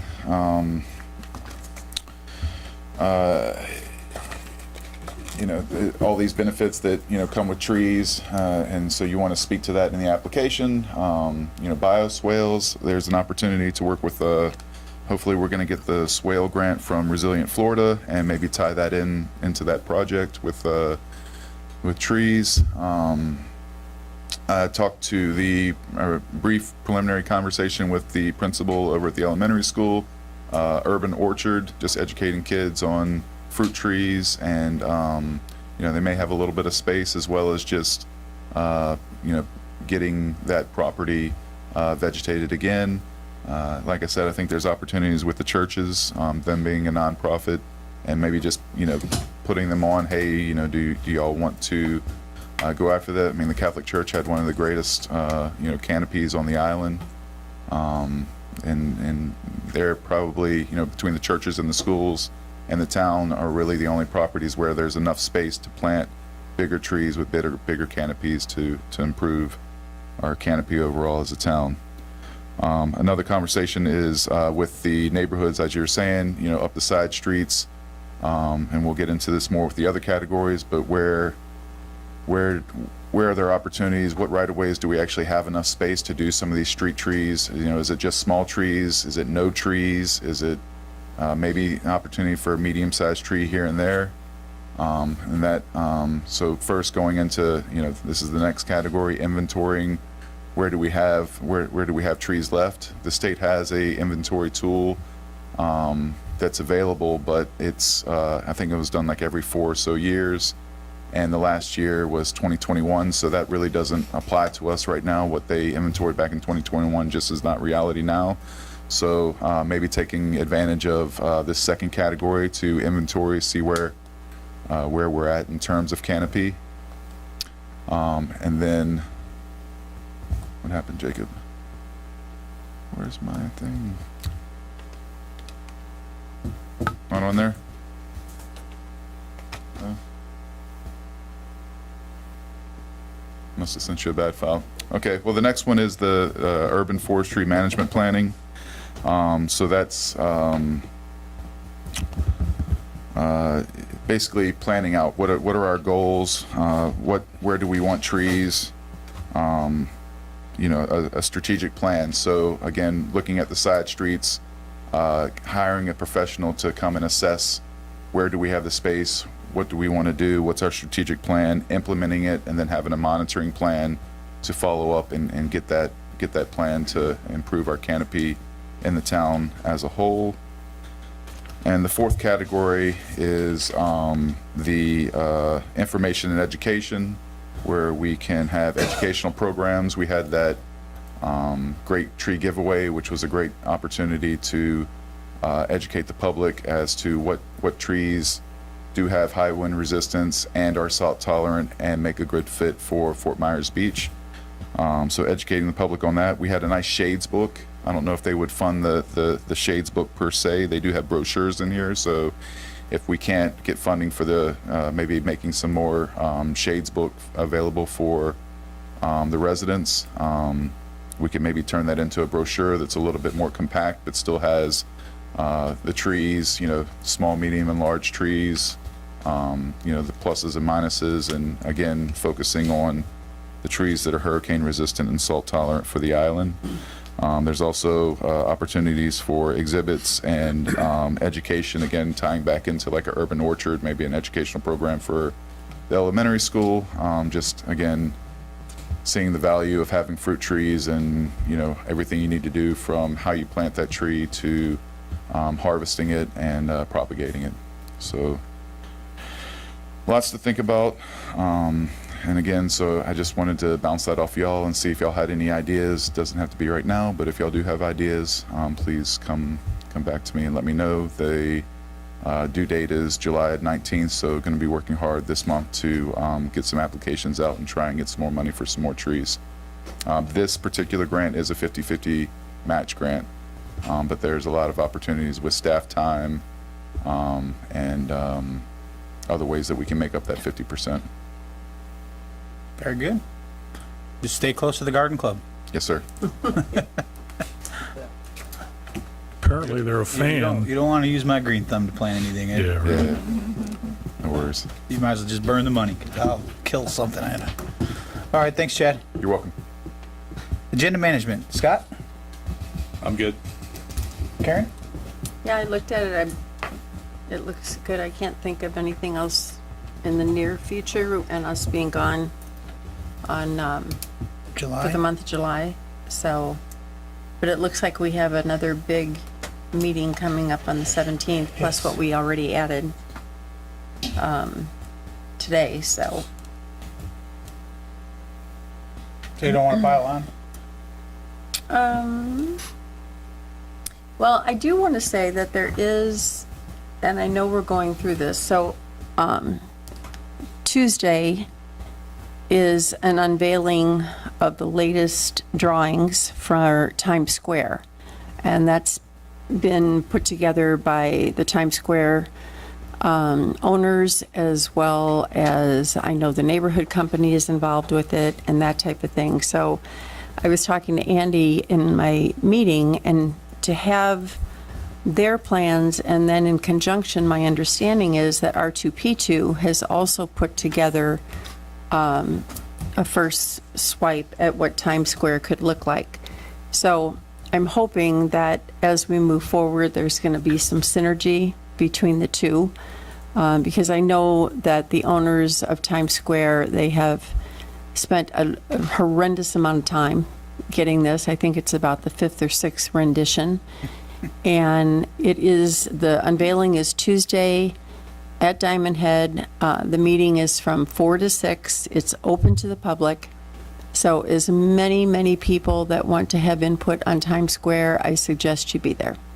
And then we have our open meetings as well, our community meetings, Wednesday at 6 o'clock. 6 to 8 here. So you could see both sides or all sides of the equation and then start moving forward from there. So I don't know how that fits into our, our meeting agenda or where, and it ultimately will fall on the meeting agenda at some point. But just to make those 2 dates available for everyone and to know that it's really important for resident participation. All right. I do not have anything. Jim? I'm just looking at the agenda management list here. I think we can, we've kind of gotten a couple updates on the local churches. I don't see anything in the offing in the near future on that. We could maybe revisit that later on, so I think we could take that off for now. Church of the Ascension is still not announced any kind of a timeline. And I think some of the other churches will be having some announcements relatively soon as well in terms of their development, so that's all good. But I did notice we're still waiting on that FP&L presentation, and it sounds like they're just still kind of getting their feet on the ground. Is that? No, actually, I reached out to Chris Powell, who's the chief engineer in charge of that project. He and I are talk usually about once a week together. He deferred to Charlotte, who would be the spokesperson for FP&L on all projects. So we could reach out to her and get her to come and give us a briefing on that. But Charlotte's wonderful, but she's not installing the lighting. I understand that, sir, but that is a corporate policy, that everything goes through their public affairs. But I thought this was their unregulated side. It still falls under their canopy, sir, yes. So we can't, is there anybody from our staff who's partnering with FP&L on this, or are they doing it kind of on their own? In other words, who would know how many poles and where and when and just how it's all going to kind of come into place? We can definitely get that information and present that to you, yes. I just think the public would be really curious to know. I mean, I think people know they're going to start on the south end and work north. They've decided now they're going to do the side streets, but I'm not sure people realize how many additional streetlight poles are going to be on Estero Boulevard, and I just think to prepare the public with some of that kind of basic information. We can at some definitely point get all would be that great. for you and put that together. There's no crisis on that, but I just whenever it seems like a good time. And Charlotte would just organize it. She wouldn't be the one that actually came and gave Oh, the I see. presentation. Okay, She well, would yeah. bring people in. Oh, We just that- have to go oh, through their no, that would point be of fine. contact. Yeah, she's that's- done that before. No, that's totally fine. Yeah. I think that would be great. Before you move on from that, just that we've already gotten their layout of where the lights are going to go. Can we just make sure that we've got the latest one and release that out so people can see it? Yes, sir. Because it's very informative. If you're bored, you can look through it and see where the new poles are going to be, what poles are going to be existing. It really lays it out of exactly how the design. It shows you the foot candles. It shows how far widespread the light will be, and I think that would help alleviate a lot of the questions that I get of, are we ever going to see this light start? Are we ever going to see a pole go in there? I told him June because that's what you told me, so I'm holding you to it. Well, we've got all materials, not all, but materials have been delivered to the south tower, so there's progress is being made. It's little steps, but they are being made. But I think if people could see it. I mean, I know they released it to us a few months ago, but they were waiting for the final design from Lee County. because they have their own separate, they're doing the crosswalks, so it's important that people see exactly where the light poles are going, and it'll help answer some questions. I think too, just going through this list, I see downtown district analysis, what we can and can't do. I don't remember asking for that, but is that still something we want to keep on there? Because I just in terms of cleaning off this calendar, I don't. We're obviously going to have these announcements next week, and so I think we could take that off. Frankie, you and I have been wrestling with the Veterans Memorial. Do you want to just give just a very generic update as to the fact that we're still working on it, but we've encountered some challenges? Yeah, we're Vice Mayor and myself have kind of hit a brick wall, to speak. On one end of it, we've gone into a different direction now, where we're just going to be finding a suitable monument that does justice to not only the two quotes that the Vice Mayor so eloquently talked about, but also selected that speak to our veteran community, but also as far as the implementation of 3 flag poles and that monument is still in the early planning stages. we had some challenges staying connected with our artist. And, but that was all well-intentioned, and we're still progressing, just not as quickly as we'd hoped. And then the last thing I would add, again, at the appropriate time, we have a major public works project going on right now with these Tier 1 projects, and a lot of things are happening. And I don't know what your experience has been thus far with the vendor, but I think it'd be great if somebody could come and just let the public know how we're doing and what they're seeing, what they're finding, and how the pace, and if just to kind of, because I mean that's a pretty big deal what the town's taking on right now. I just think we ought to tell our story a little bit. Yeah, Ralph Andrews from Andrews Site Work, his right-hand man, Chad Baker, I think he'd be more than delighted to come and talk. He's in the field every day. He's here. He knows the island probably better than I do at this point. And he's been talking to the homeowners, putting out fires before they even start. I think the public would really find that interesting, particularly in those impacted areas. We will reach out to him, yes. That's great. Thank you. That's all I have. John? Well, I see my initials are with the first reading ordinance of committee residency requirements, and the meeting date was 6/3. Obviously, that didn't happen, so I'm not sure where we are with that. Crickets? What was the one you were talking about? I didn't see. First reading ordinance 24, and has a couple of X's, committee residency requirements. It had a meeting date of 6/3 on there. It's got Becky with the attorneys with it. Oh. What I was seeking to do is clarify, because our ordinance says if you're not a registered voter on this town, the town council has to remove you from the committees. I thought that was just LPA. Nope. And It's the ordinance for committees.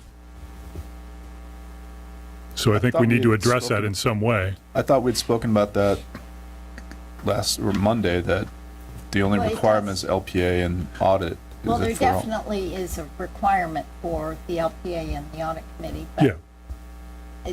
there's a specific ordinance that requires that. Yeah, it says So- if you, it's a contradictory ordinance, because it starts to serve on a committee, you have to either be a voting member, a voter, or a property owner. And then later on it says, if you're no longer a voter or if you're a felon, so Trump is not going to be on our committees anymore, but that the town council has to remove you. So that does not even address the folks that live off island that are on the Public Safety Committee, the Anchorage Committee, the MRF Committee. But doesn't there somewhere in that ordinance go on to say that you can fill out a form, and as long as... No. I thought there's a form Not that they I've fill seen. out. I think that's been part of the policy, Dan. Oh, there you go. And we updated that with our policies and procedures, but this is the town ordinance. Okay. Okay.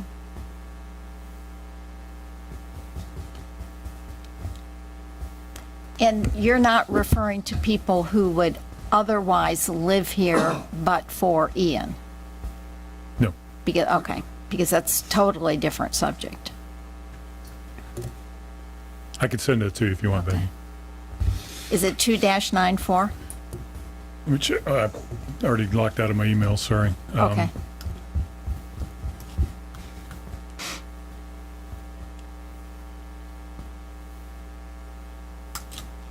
I know Jim Hockett is worried about his felony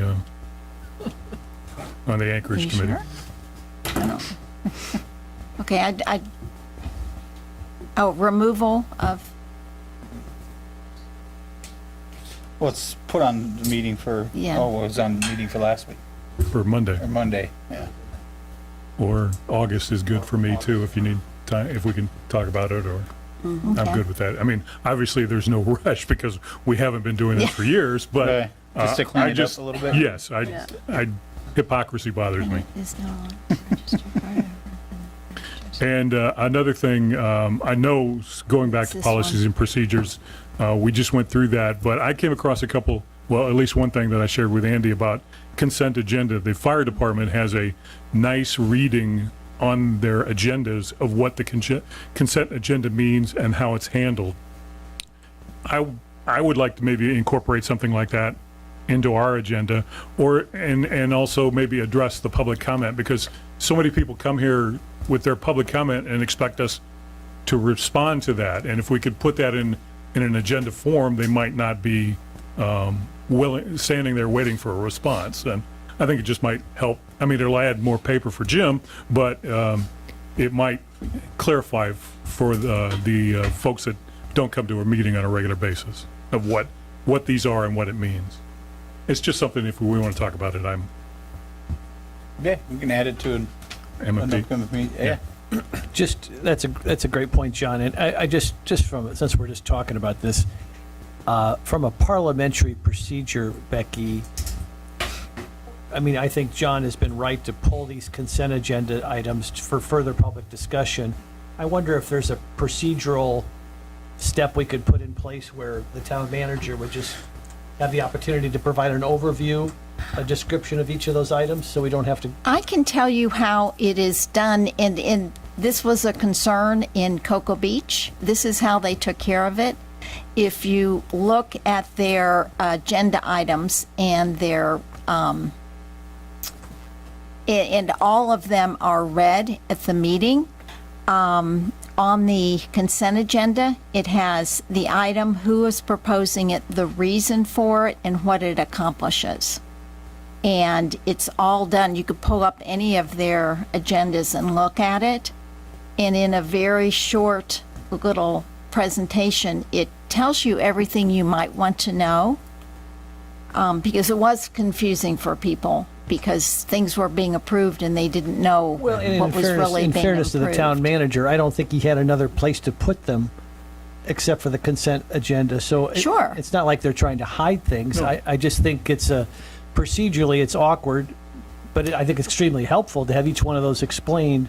Not each one. There's some that need to be explained more than others, but And it can be done, because I was a little skeptical when that started in Cocoa Beach, but it works out well now. And it's very rare for anything to be pulled off, because it tells the audience, Yeah. anybody with an agenda, you know, what's going on. And they go the next step, they have me read them. So, you know, I read off the whole thing, and it's usually about this much, but, you know, it takes 3-4 minutes, but it's a lot less I than think having people come up and, just my opinion from a parliamentary procedure standpoint, I like that idea, but I think we would put that on the list that on the agenda, that synopsis for each one.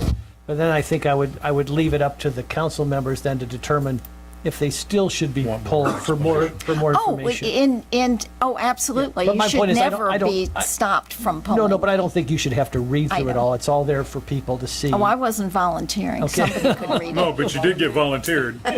Yeah, and that would be fine. That I wouldn't mind reading it.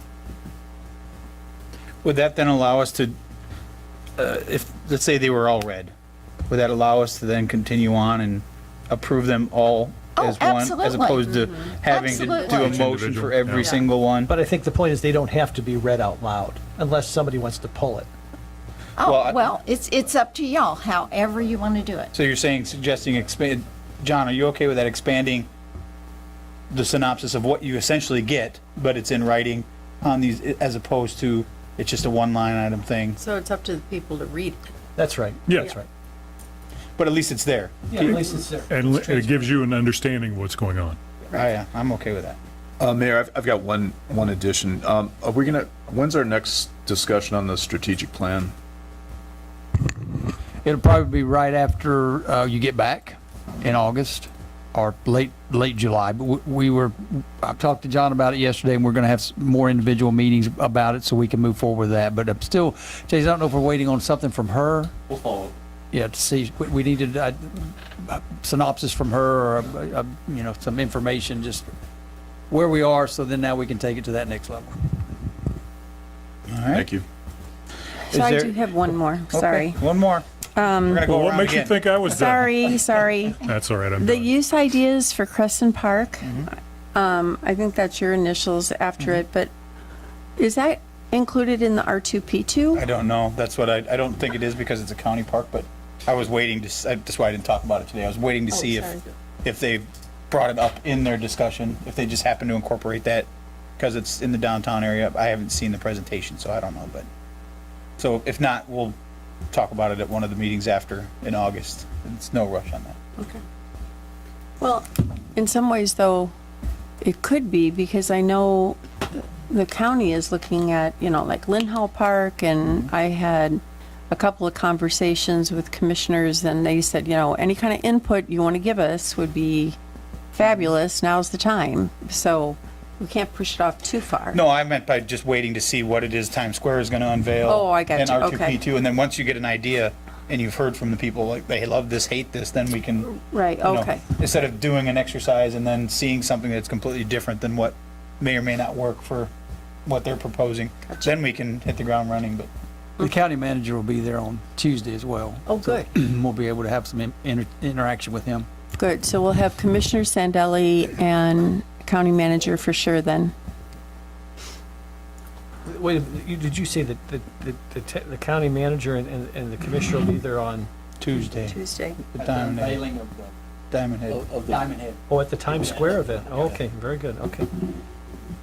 Because I think a lot of what they're trying to do at Times Square would have to incorporate with Lynn Hall Park as well. So, or we want it to incorporate so that it's Yeah, I want it to flow. in the pier and the whole flow of things there, so.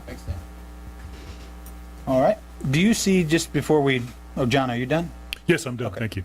Do you see any, just so people can start planning their Julys, do you see any, or maybe they already have, any reason that we would have to call a special meeting at this point in July for any specific item? Not as of right this minute. No, I don't see any reason unless something comes up unforeseen that we can't. Is there, Don't know about. you never know how things change, especially with what we're dealing with. Right. I don't want to close the door on it. Is it possible, or do you think we should try to pick one day that if there has to be a special meeting, it could be on that day? And can it be by Zoom? Because I'll be out from the 18th to the 26th. Not that I have to be here, but, Frank will be here. Just to let you know that time frame. It could probably be Zoom as well, right? Three elected officials need to be here in person. Well, I don't want to, we don't have to go deep into it. I just wondered if there was staff had anything that they felt would be of utmost importance to. The only thing would probably be something that was related to, planning would be the only thing I could think of. But I don't know as of sitting here right now. Customarily, the staff usually likes July to catch up on all the darts we've thrown at them for 11 months. There is one thing that might come into play, and that would be the CDBGR. Some of the buckets that we apply for, even though in the application stages, they still require resolutions by town council for us to proceed. Okay. Or to agree with different definitions, and that may come into play or may not come into play. Perceivably, right now, there's not a bucket coming due in that time frame, but that's the only thing I could think of operational. Planning wise, I'm unaware of any planning emergencies. Everybody's aware of the month off. Okay. if there's any dates that are not conducive to your schedules, that's probably the best way to work, and we can work backwards from that. Just to quickly reiterate, the Times Square owner's presentation is at Tuesday at Diamond Head from 4 to 6, but the town's planning session is Wednesday the 12th from 6 to 8, and that is not at Diamond Head. It is here in the town council chambers. Thank you.